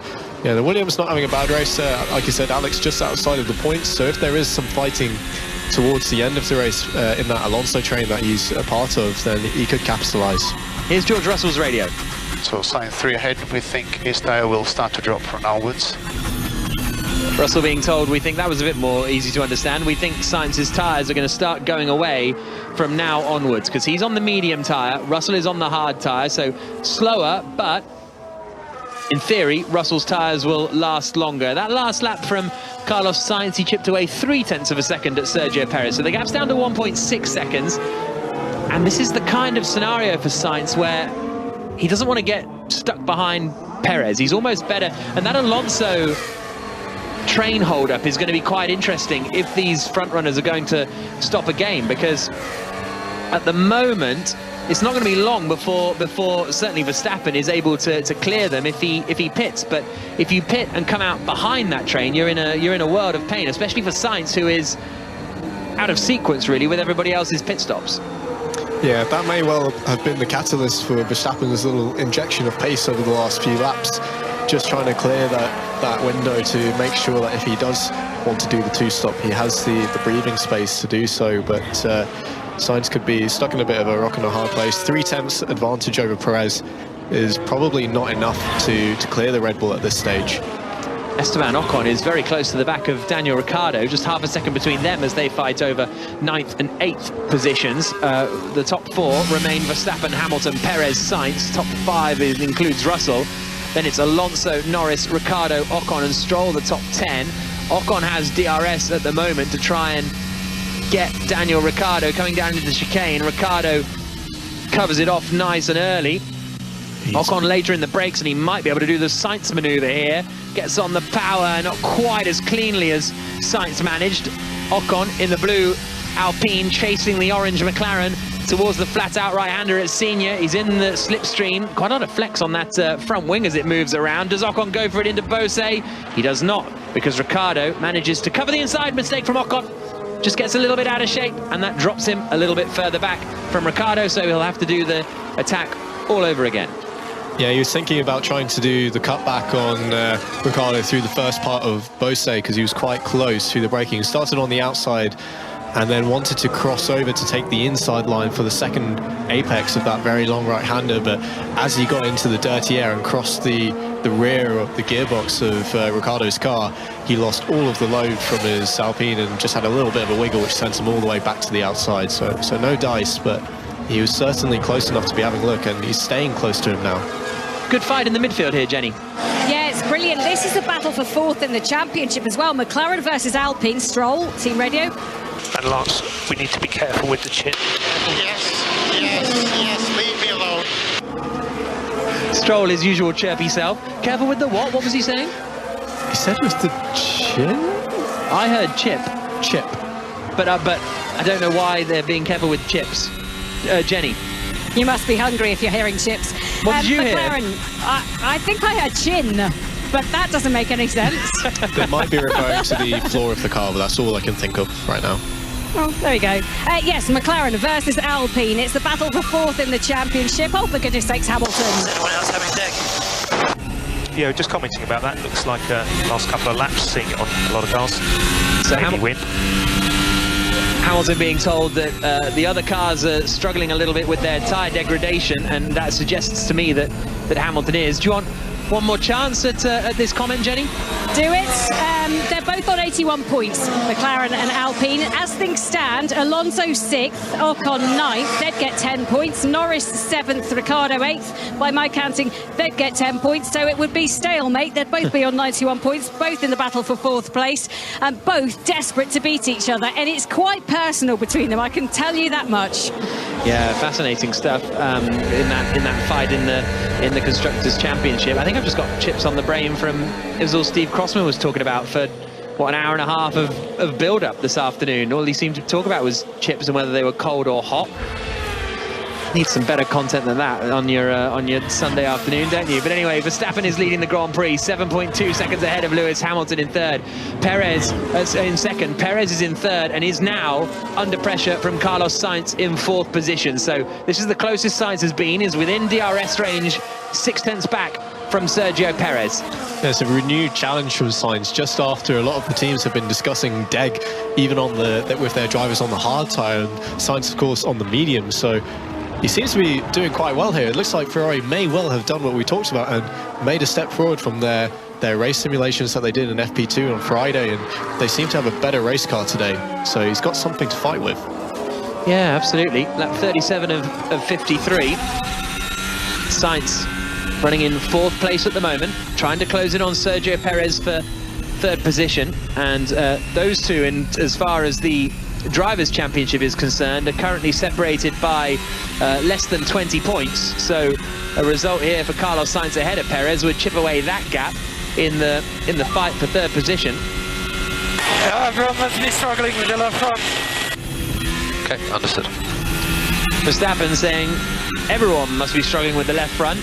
The engineer saying understood. I felt like it was Verstappen maybe asking for a bit of reassurance rather than just a comment, but it feels like we will be. Well, we've got 16 laps to go now in this Grand Prix. Are we looking at one more stop? I would suggest so. It would have to be around now. Yeah. If you're going to do it, you have to commit to making that time back and having enough laps to gain the ground. And with 15 or 16 laps to go, it would be now. But none of you want to pit, because if Verstappen's lead over Hamilton is 7 seconds, if he pitted now, he'd be 20 seconds back. Latifi is off on the exit of turn 2. He was involved in that fight with Gasly and Magnussen. Gasly had got ahead of Magnussen. Maybe Latifi gave it a go and came a cropper. But yeah, with 16 laps of this Grand Prix to go, if Verstappen came into the pits, he'd be 20 seconds behind Hamilton. So he'd need more than a second a lap advantage over Hamilton in order to make that work. And we just got a replay of Latifi. I mean, he didn't give Magnussen much room at 2. Yeah, I'm not sure how they're going to call that because they were both not really looking to give up. Latifi went up the inside, pushed them both all the way to the outside, with Magnussen still having a right to have some space there. Magnussen kept his foot in, stuck it up the inside into turn 2 over the curb, and clattered into the side of Latifi and sent them both to the runoff where Latifi spun. I think Magnussen will be getting a penalty for that, but I think it shouldn't be. I think that's just to me that's just a bit of a racing incident, honestly. 50-50, yeah. I wouldn't call that. But that doesn't seem to be a thing anymore in Formula 1. Lap 39 and 53. Let's just see whether Sainz can get Perez here. No, he's a little bit too far back. Jenny. Valtteri Bottas has dropped to the rear of the field for Alfa Romeo. He's just come in. He went hard. He's dropped onto a medium now. So I think a lot of teams will be looking to him. Came on lap 37 onto the medium just to see how much he can improve, how much pace he's got in a new medium, and whether that's the way to go. Sebastian Vettel has just got ahead of Alex Albon and up into 11th place. Now Magnussen and Latifi are both coming into the pits. They did just have their bit of bumping and boring down at turns 1 and 2. Here's Sainz's radio. We are considering plan A, everything, and you let me know. We need to decide now. But I think it's difficult. Saying we need to decide now, they're talking about that pit stop, aren't they? And saying this is the problem. If they leave it too late, they're only going to have so many laps to make up that gap again with the pace advantage. So they're running out of time here to make that decision. Magnussen's out of the Grand Prix in the Haas. Maybe after that contact, something broke on the car and he is being pushed back into the garage and out of the race. Vettel did Albon quite nicely into turn 1, late on the brakes, and got the move done, Sebastian Vettel, to get up into what is now 11th position. So Sainz saying we need to decide now. The trouble is for Sainz, if he... Yeah, this is a tough call for Carlos Sainz, because if he pits now, he'll come out right in that out of the points midfield gaggle. Yeah, exactly, and out of the points. And okay, he'd have quicker laps, quicker tyres to carve through the field, but the chance of him getting back up to 4th if no one else pits. But that's the thing, is everyone else going to pit? We're into this kind of game of tyre chicken on lap 40 of 53. 14 laps to go in the French Grand Prix. Yeah, normally I'd say it's going to be too much to do, but we've heard now several drivers complaining about the tyres. No, we cannot pass. Okay, understood. Copy. Think about problem. Okay, copy. Plan D confirmed then. Plan D confirmed. So remember, traffic behind. Remember they were considering plan A. Sainz said, well, we need to decide now. I can't get past. And they said, okay, then well, we will do plan D. Hey? I like that they're prepared. Yeah. At least. None of this plan A plus 2 business, no. Can you remember, honestly, could you remember all the plans? When you're in your Grand Prix, I have to admit, in Sakir, we didn't have quite as many plans as that. There was a plan A and a plan B, and that was kind of it. So it wasn't so hard to remember. You made it plan C. I did, yeah. That was my own doing. Lap 41 and 53, I apologise, that was a little bit rude. Verstappen across the line, 8.3 seconds ahead of Lewis Hamilton. Perez in 3rd position, just ahead of Carlos Sainz, but they stay out again. Here's Sainz's radio. Do we know if Red Bull is stopping or not? I think they stay out till the end. Then let's stop. If not, we're not going to have enough laps to catch. Okay, stay out, stay out. Oh, this is such a nonsense. Like, are they joking? So let's stop. Okay, stay out.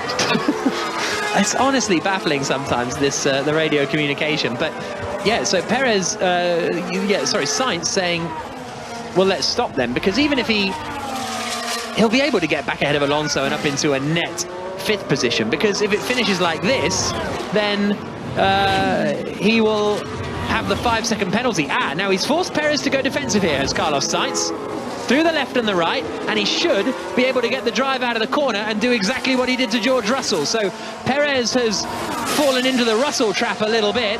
Sainz to the outside, coming up into Senior, but the Red Bull has a lot more straight line speed than the Mercedes, and he holds onto the position and he pushes Sainz a little bit wide, and Sainz can't get through. Perez holds on to 3rd place for the time being. Sainz gets a very good drive out of Beausset. Coming into Bendor, the long left-hander at turn 11, and Sainz is trying every other conceivable line to try and get ahead of Perez. Oh, Perez closes the door a little bit cheekily coming into turn 14. Sainz tries to go around the outside, coming into the final corner.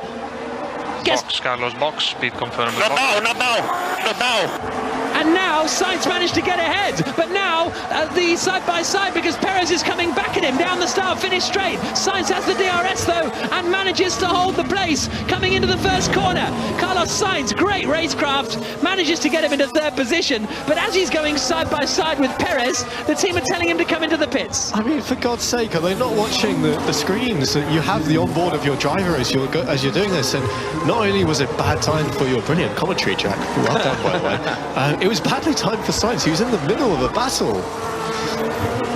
Come on, guys, I got you going to be boxed. Sainz is getting equally frustrated, saying, come on guys, why are you telling me to... The thing is now for Sainz, okay, he's done great and managed to get ahead of Perez, and Russell is quite close here to the back of Perez. Does he fancy a lunge into 5? He think he does! George Russell absolutely sends it, gives Perez a little sideways bump. Perez cuts across the grass and comes back out ahead, actually, of Carlos Sainz, then lets Sainz back through. That's going to be an interesting one for the stewards to sort out. Sainz is third, Perez fourth, Russell in 5th position. There's going to be some arguments about that because Perez did not go through the bollards as he should have done when he was forced off there. And of course he's going to say, well, I was forced off, that's not my fault. But he came out right next to Sainz, he gained a lot of time, and he did then back off. But George and Perez are both going to be on the radio, and here you go. He just fully turned into me. I was up the inside, and he just turned in, and I had to take my car. So keep them within 5 seconds, and might get a penalty. Carlos Sainz is pitting now anyway. You need to give the place back. Sainz into the pit lane, and Jenny Gow's down there. I am, but I'm with Charles Leclerc, and I'm so sorry for you, Charles. You must feel very frustrated and disappointed. Yes, I am. Yeah, just not good enough. I mean, I'm performing at a very high level since the beginning of the season, but if I keep doing those mistakes, then it's pointless to perform at a very high level. So, yeah, I'll try and get better, but this is not good. Thank you very much.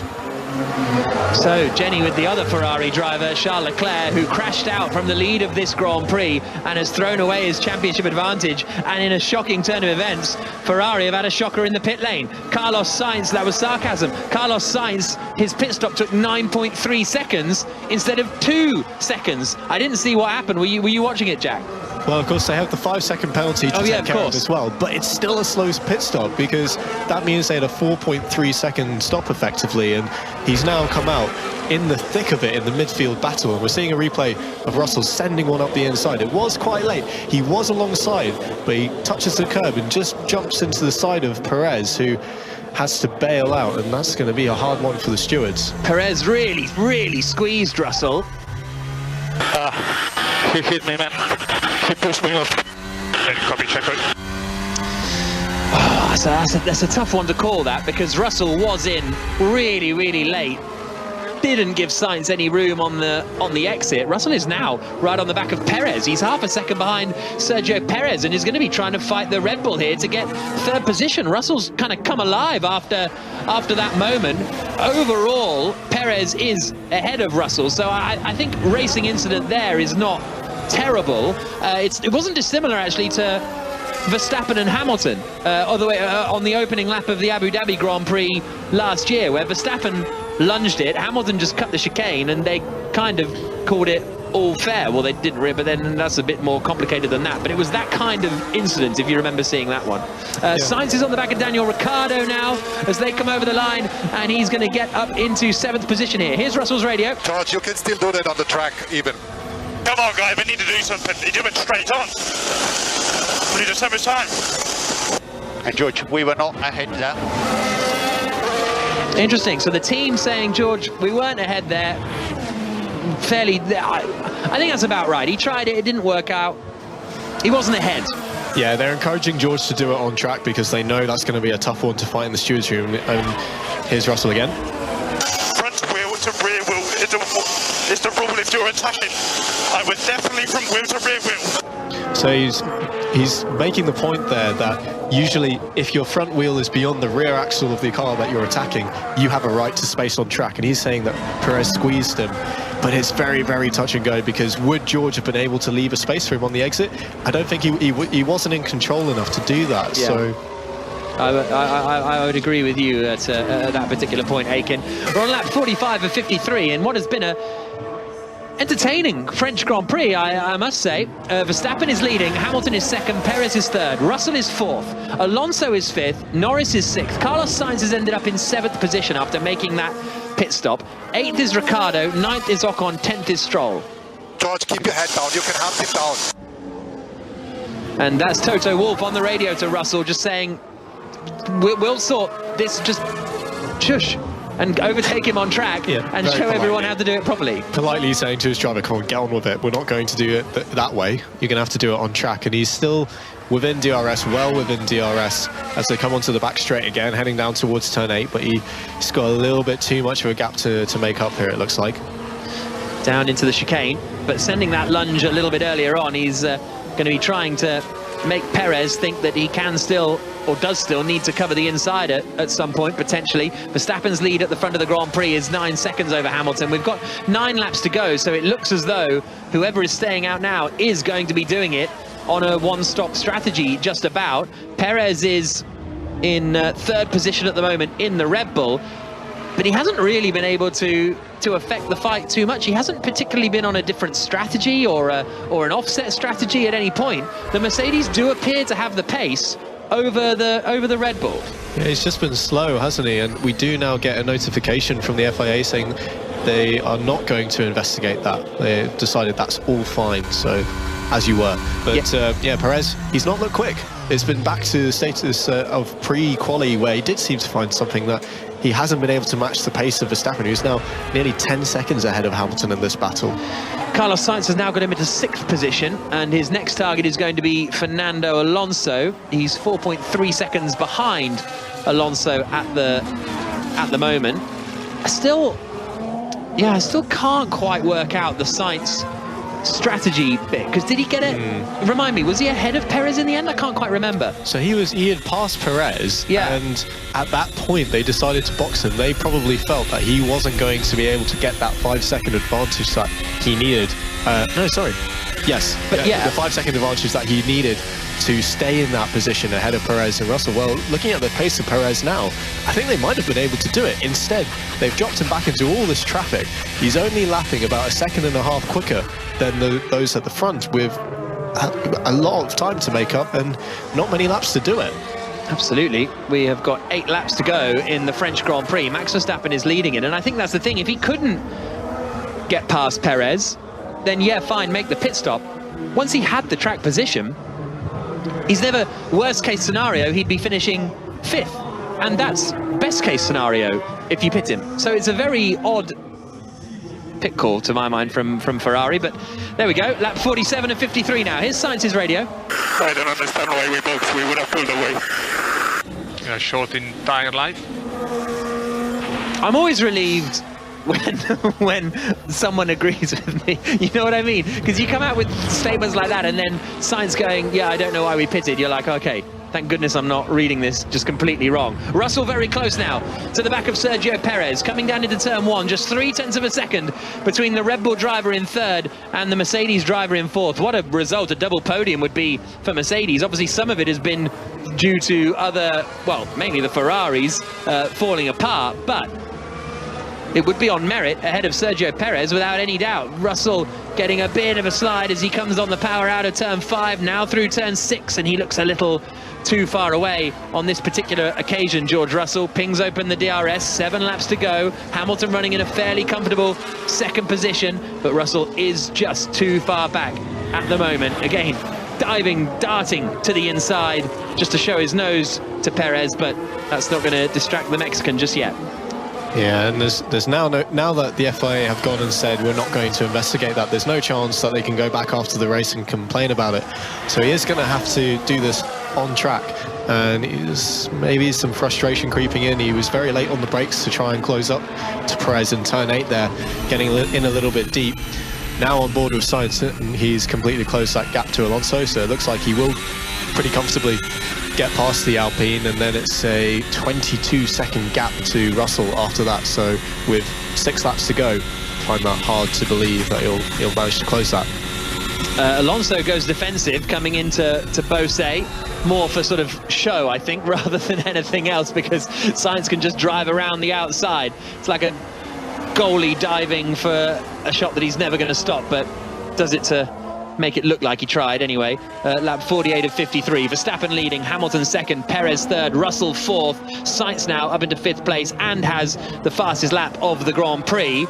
Russell is still less than half a second away from Sergio Perez as they come down through turns 3 and 4 and then into 5 and 6. Just needs a little, he's just looking, Russell, for any little error from Sergio Perez, but he's able to just get on the power that fraction earlier than Russell coming out of turn 6, and as a result Russell ends up being a little bit too far back, only half a second away on this occasion, but still too far adrift from having a look.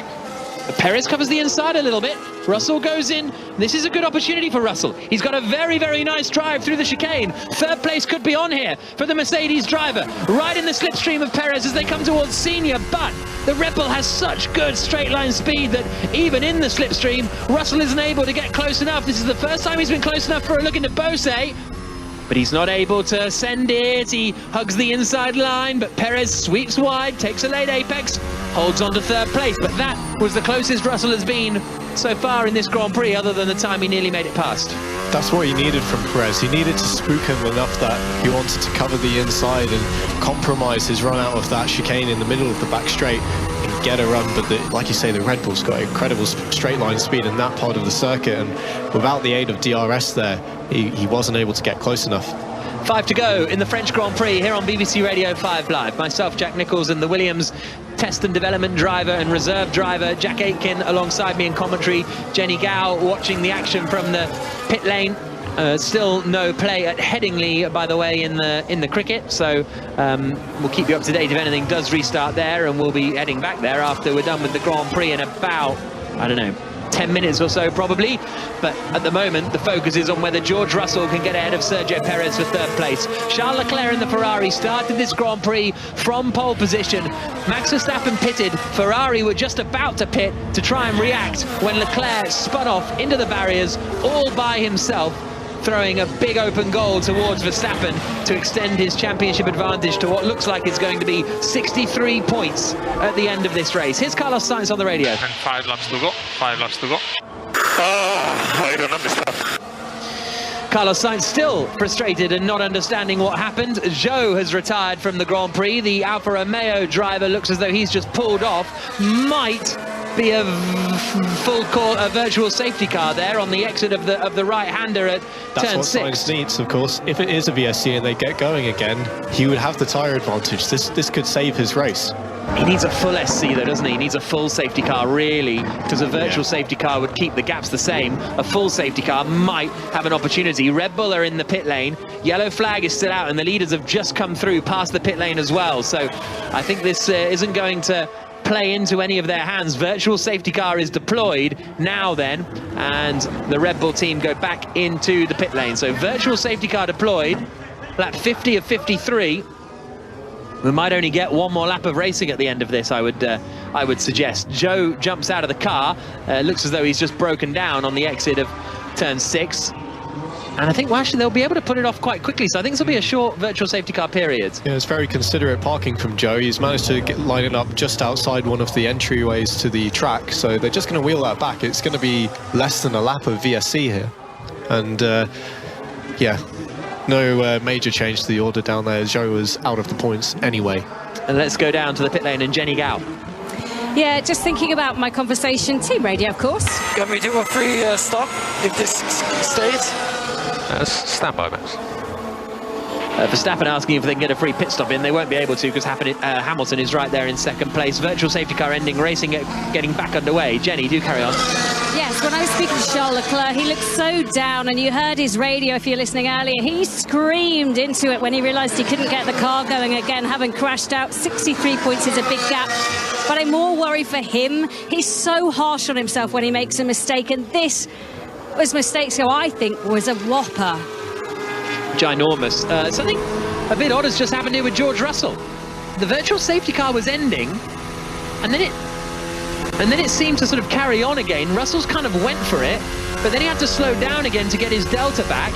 The virtual safety car has been ending now for a long period of time. That was a really weird moment there. It looked as though it was over and Russell went for the move. Now he's back to the back of Perez, but he lost a lot of ground. You can get a penalty for speeding under the virtual safety car. There are set points along the track at intervals where you have to be under a certain time, and Perez shot off like a bolt as Russell closed up to the back of him. It does now go green as they're both crawling along the straight towards turn 13. And Russell's going to get him. George Russell catches Sergio Perez napping at the safety car restart and gets into third position. 3 laps to go as they come across the line. The cheers from the Mercedes fans in the grandstand, and Russell has caught Perez napping and got up into third place. But now can the Red Bull fight back with 3 laps to go? Mercedes running second and third at the moment. Verstappen in the lead, Hamilton second, Russell into third place. Perez will be absolutely fuming with that. Confusion reigning as to when the VSC was going to end. It took a lot longer than normal, and they were both crawling to try and stay under that minimum time at the straight on turn 13. And here it is, it's a replay. Perez lighting up the rear as he realises it's gone green, but it's too late, and Russell gets the jump of him clean around the outside into turn 14.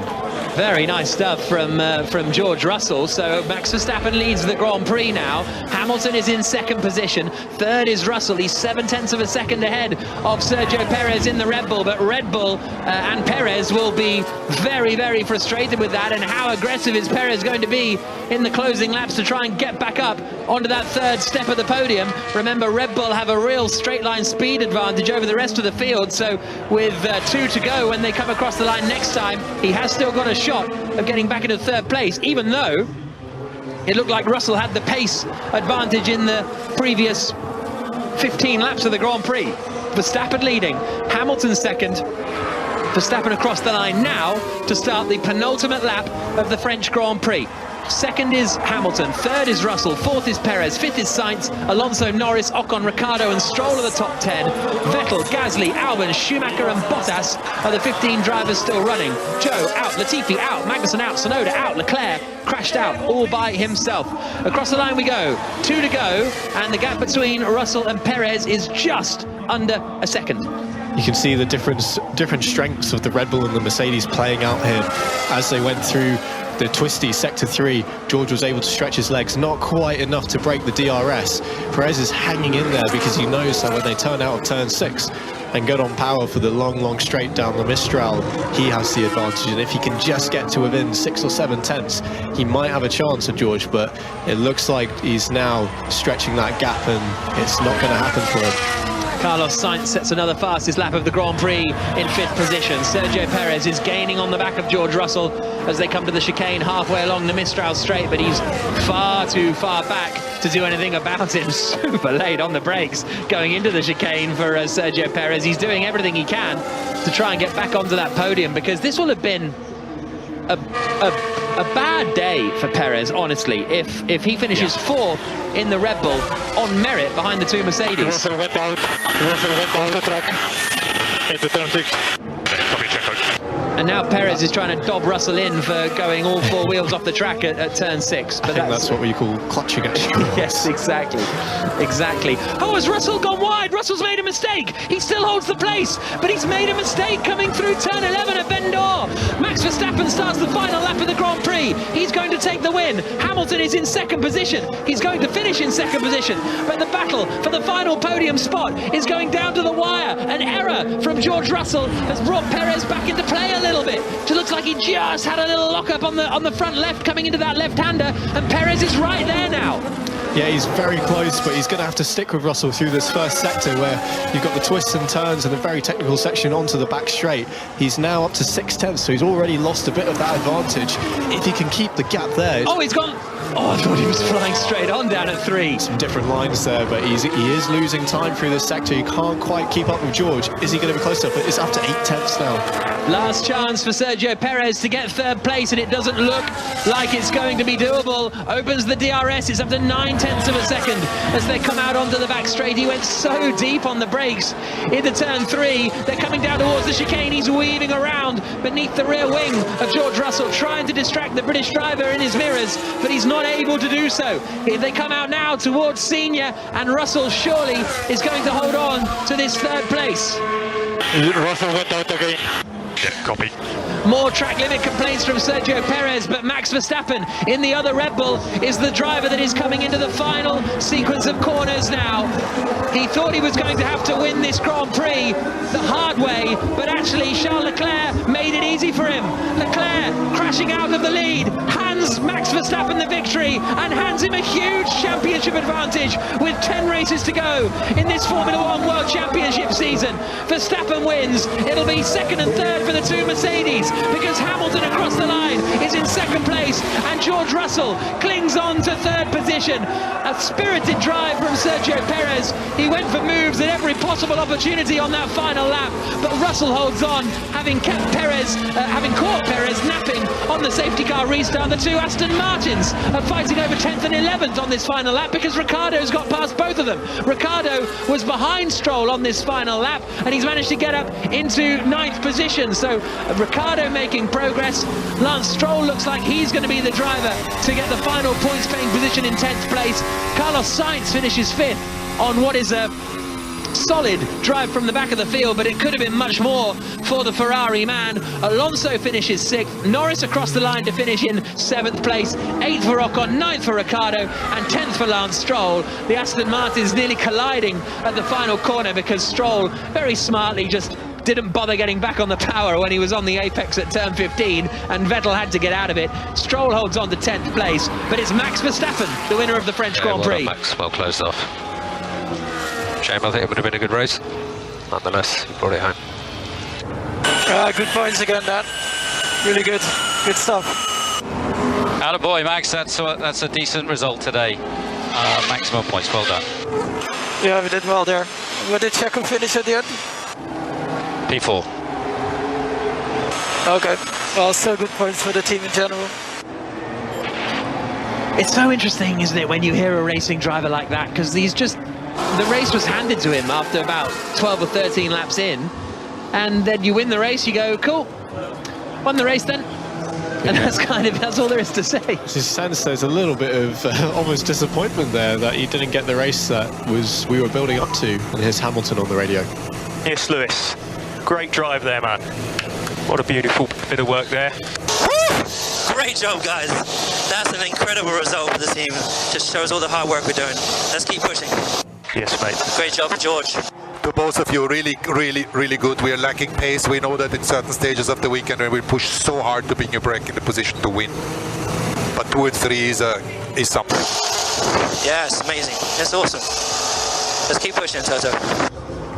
It's Toto Wolff speaking to Hamilton on the radio after Pete Bonington, Hamilton's race engineer, had spoken to him on the radio beforehand. 2nd and 3rd. We're just getting a look at Sergio Perez's move into Beauce. It was bold stuff from Perez, and he wasn't a million miles away from getting it done, but it was never actually going to happen. Yeah, he was just that little bit too far. I mean, good on him for trying, but George is very clear that I'm closing that door and you can try, but if he kept his nose there, that was going to be a crash and it would have been Perez's fault, so he did back out in the end. Here's George Russell's radio. And that's a double. Come on. Well done. Well Nicely done. Nicely done. That was a good restart. That was a good restart. Well done, guys. Brilliant result. Brilliant, brilliant. Happy man, George Russell. 2nd and 3rd place finish for him and the Mercedes team. I'm just looking at Ferrari had a 2nd and 3rd with Leclerc and Sainz in Saudi Arabia, a 2nd and 3rd for Leclerc and Sainz in Miami. But that's it. So Mercedes have kind of matched Ferrari's double podium best score from this season, which is a bit mad when you think of it like that. Yeah, considering the pace difference between the cars, that shows the job that Ferrari are doing, contrasting to the job that Mercedes are doing in executing when it comes to Sunday. You have to say today was another example. I know that we rag on Ferrari, but my God, there was some blunders today. Well, this is the thing, on all the Checkered Flag podcasts, we just what did you call it? Rag on. Is that the phrase? Is that what the kids say? But we just give Ferrari so much stick for what happens at the team, and they feel really bad and like you're being kind of biased or something. But then you have a race like this where Charles Leclerc leading the Grand Prix and just crashes out by himself, and the mess with Carlos Sainz's pit strategy and the unsafe release. I mean, they cost him the 5 seconds with the unsafe release. That was the whole problem, was they had a penalty from an unsafe release, and then they pitted him when they didn't need to at the end. It's just mind-boggling sometimes. Yeah, I mean, the mess with Carlos on the radio for me is fairly inexcusable. I mean, we don't see it from Mercedes and Red Bull. We don't see it from most teams because not just the drivers, but these are the top engineers, you know, in the motorsport game, and they should have the awareness to be watching their car on the TV or on the onboard cameras that they have live and know that they are side by side fighting for a position. That is not when you make the call for a box. And they told him the wrong penalty as well, didn't they, initially? Yeah, language barrier perhaps, but it's not good. No, absolutely. Well, it is good news for Max Verstappen. He has a big lead now at the top of the championship, 63 points. With 25 points for a race win, and it could have been 30 points his advantage had Leclerc gone on to win the race. And look, it's all ifs and buts, but I think Leclerc had a shot, you know. Especially the pace we saw with Sainz later on in the Grand Prix. I don't think it was an impossibility. And yesterday, Steve Crossman mentioned it earlier. Yesterday after qualifying, we were thinking of the ways in which Leclerc wouldn't win the Grand Prix. You know, Verstappen has the straight line speed advantage, or Ferrari pit strategy wouldn't go according to plan. Never crossed my mind that Leclerc would just spin out of the lead of the race. It's so rare that you see a driver spin out of the lead of a Formula One Grand Prix. But we have seen these errors from Leclerc in his career and this year as well. And you know, there have been errors on the side of Ferrari, there have been errors on the side of Charles as well, and he's very hard on himself, as Jenny was saying. Almost too hard, you'd think sometimes, but he is right that he needs to cut out these mistakes if he's going to challenge. Let's hear from the top three. They are talking George to David Russell, Coulthard. Congratulations, a very hard-fought third place on the podium there. Put us in the cockpit. That was quite a battle with Checo Perez. Yeah, thank you. I'm absolutely sweated. A bit knackered now, to be honest. It was a long race, tough race. The pace was strong, but we really struggled with the warm-up on that restart, and Checo was all over me. But I was glad to see that checker flag and come home P3. We just see behind you on the screen here the initial contact you had at the chicane. You were quite vocal to your team, and we heard Toto saying, right, get focused, get on with the job. And then the opportunity came to you later in the race. Yeah, I mean, I saw him struggling when Sainz got past. I knew I had that one opportunity. For me, I was down the inside. The rules are pretty clear. It's from front wheel to rear wheel when you're on the inside. That's what I had. Didn't really leave me much space, but nevertheless, glad I could carry on, bring it home P3 and 2 podiums for Mercedes. It's great. Yeah, it's been a while since we've had 2 Mercedes drivers up there together, so it'll be welcome to see you there beside Lewis. Congratulations on the podium, and we'll see you in Budapest. Thank you. So Lewis Hamilton, congratulations, second place. We didn't see a lot of you during that race. We didn't see a great deal of you during that race. You were running alone for most of it, but that's a really strong result. Well, I have to always give it up to this big crowd we have here in France. This is the biggest crowd I think we've had here.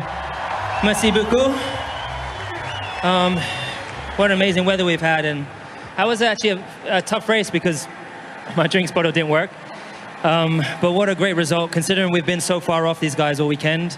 Reliability is one thing that my team's been amazing at, so a huge congratulations to the team back at the 2 factories, the team here who, without them, we couldn't get this podium. And George did an amazing job today as well. So, explain to the viewers at home, no drink bottle, how much weight would you have lost during that Grand Prix, one of the hottest of the season? I didn't see my weight just now, but I would imagine probably around 3 kilos. So, yeah, it's enough. I'm looking forward to downing the rest of this drink, and I wish everyone back home, hope they've had an amazing Sunday. Okay, Lewis, just one more quick one. Qualifying pace didn't seem like you'd move forward, but the race pace, once again, very strong. What can we hope for Budapest next Grand Prix? Budapest? Well, firstly, I love it in Budapest. Super excited to see the crowd there, and I mean, it's going to be hard to beat the Ferraris and the Red Bulls. You see they have the pace advantage still. But I'm hoping we will bring some sort of upgrade to that track and hopefully take a step forward closer to them. And you can see us in the race, we can at least lean on them a little bit. So hopefully in that race, even closer. Okay, Lewis, go and get yourself a drink. Thank you very much, and well done on your podium. And ladies and gentlemen, the winner of the French Grand Prix, Max Verstappen. So that was a kind of race of two halves for you. We had that first half where you were battling hard and close with Charles, putting pressure on him. He was handling that very well. And then once you made that early stop, we now know that Charles lost the rear at turn 11. So talk us through those two phases of the race. And we also heard you very sportingly ask your engineer, was Charles okay? Yeah, I mean, I think we had really good pace from the start. I was putting pressure on Charles, but following around here with this heat, the tires are overheating a lot, so I could never really go for a move, only once, into turn 11. But yeah, we just tried to stay calm, tried to stay close. Of course, we pitted a bit earlier, and yeah, from there onwards, you never know how the race is going to go. But the car was quick today, and of course, unlucky for Charles. I hope he's okay. And from there onwards, I just did my race, looked after the tires. Because of the pit lane, of course, being so long, you couldn't do another stop. So you had to stay out, but the tires were wearing a lot. So it was all about just looking after the tires to the end. Well, you obviously managed the race extremely well. I'm just fascinated by the psychology of your battle with Charles. He's the man that's running you closest in the championship so far. Does this feel like any other victory, or does it feel slightly less when you know that your main competitor wasn't there battling with you right to the end? I always just try to get the most points possible, and of course, some moves you see there on, and sometimes you have to just back out and wait maybe for the end of the race, and that's what we did. And I mean, there are plenty more races to come where you have to score points. So yeah, in that aspect, I think today was a great day. It was a great day indeed. If we can maybe just throw it forward, not long until we go to Hungary before your summer break, what do you think the characteristics of that racetrack should suit? We still have a bit of work to do over a single lap especially, so we'll just keep working. Okay, Max, congratulations. Go and enjoy the podium. So Max Verstappen taking the victory in the French Grand Prix, moving 63 points clear now of Charles Leclerc, who is second in the championship, who crashed out from the lead of the race all by himself. Hamilton finishing second, Russell finishing third, the two Mercedes drivers. Russell is now only 1 point behind Carlos Sainz in the championship fight, but Verstappen is leading 63 points ahead of Charles Leclerc. I enjoyed that race, Steve Crossman. So did I. It sounded absolutely fantastic, unless you are in any way a Ferrari fan or Ferrari mechanic or Ferrari driver. Just if you like the colour red. I mean, have they thrown it away? Have they thrown it away, Jack? Yeah. I mean, not just the race. The year. Look, is the year done now? Look, I don't want to say yes, the championship is over. Mainly so we can keep having some races on 5 Live, and and that people want to be interested in listening to the coverage, But it's tough to see any other way now. Ferrari need Red Bull to have some massive implosion if they've got any chance now. The thing is, Jack Aitken, that it isn't over.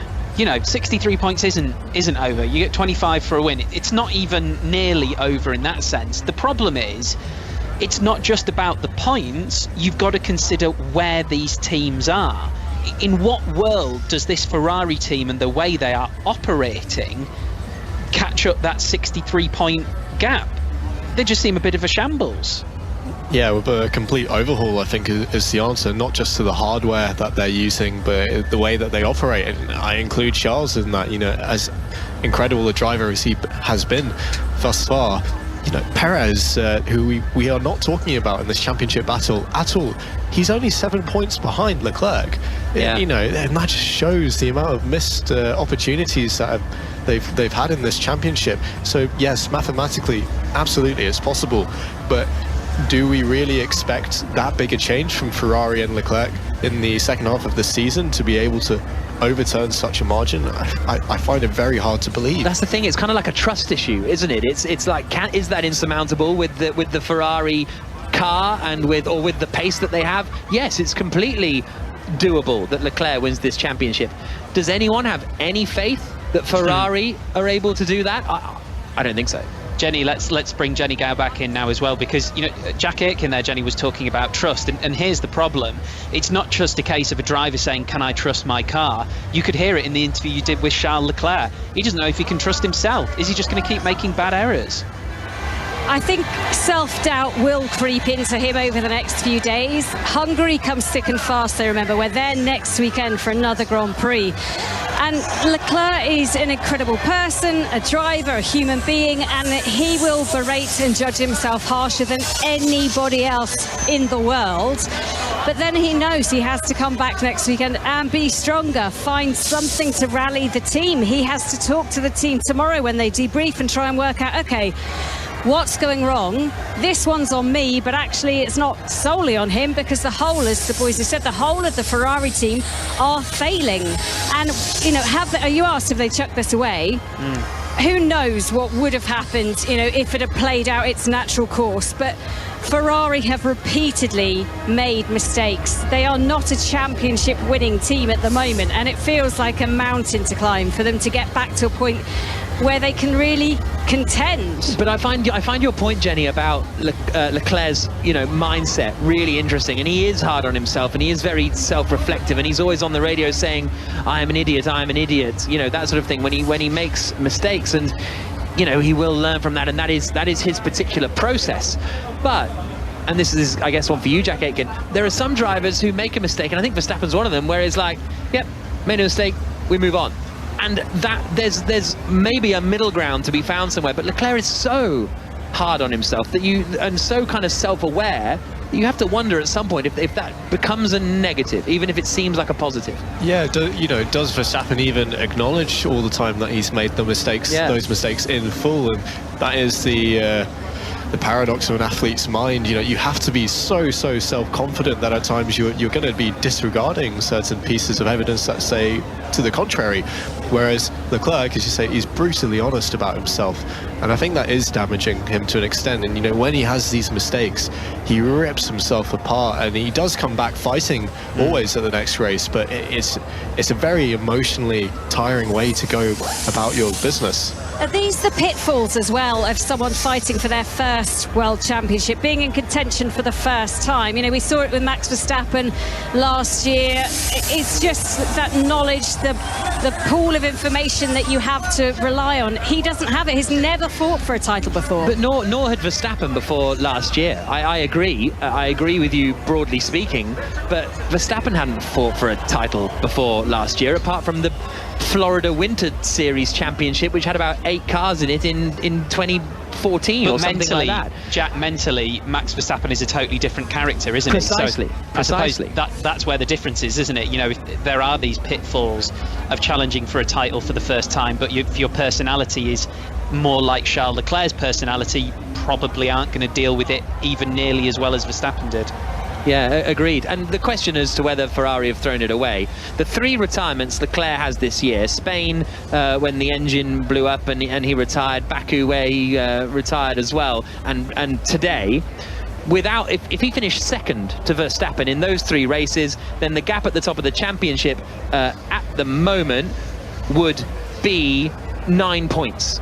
So that tells you all you need to know. Even if he just finished second, didn't have to win them, just finished second behind Verstappen those 3 races, the gap's 9 points instead of 63. That's where you and I, Jack, are completely different to Charles Leclerc, because Leclerc's on the radio saying, I'm an idiot, and when we're on the radio, it's people saying you're an idiot. So yeah, exactly, and we're saying we're great. So Jack Aitken, I just want to quote something that I heard you say in commentary, which is quite disappointing, really, if you're hoping for a big title race. You said you sense there's a bit of disappointment from Verstappen that he didn't get the race it was building up to. And David Coulthard kind of asked a question which spoke to that. That question of, is it a bit frustrating that you didn't get a really good run for your money? Is it becoming too easy for Max Verstappen? I don't think it's ever too easy, but certainly you much prefer the win that was hard fought and proves that you're better than the man next to you than the one where that fight never happened. And I think that's what Verstappen's looking for. But it's also that self-confidence that he's got. He's already won the championship once last year. He's got that duck off his back. He's come this year looking much more self-assured, and almost relaxed about it. You know, his fight with Charles has been very different in its complexion to the fight that he had with Hamilton last year. And you sense that, yeah, he's really up for a fight with Charles, and I think he'd prefer that. Well, that is something that Hamilton said a lot over the last, 6 or 7 years of dominate. He said we want, and Toto Wolff said it as well, we want some competition, we want a championship fight. Maybe they're regretting that wish just now, but overall that is, they don't want to win it that easily, but they still want to win it. So it's a very fine line of quite how easy you want to win it.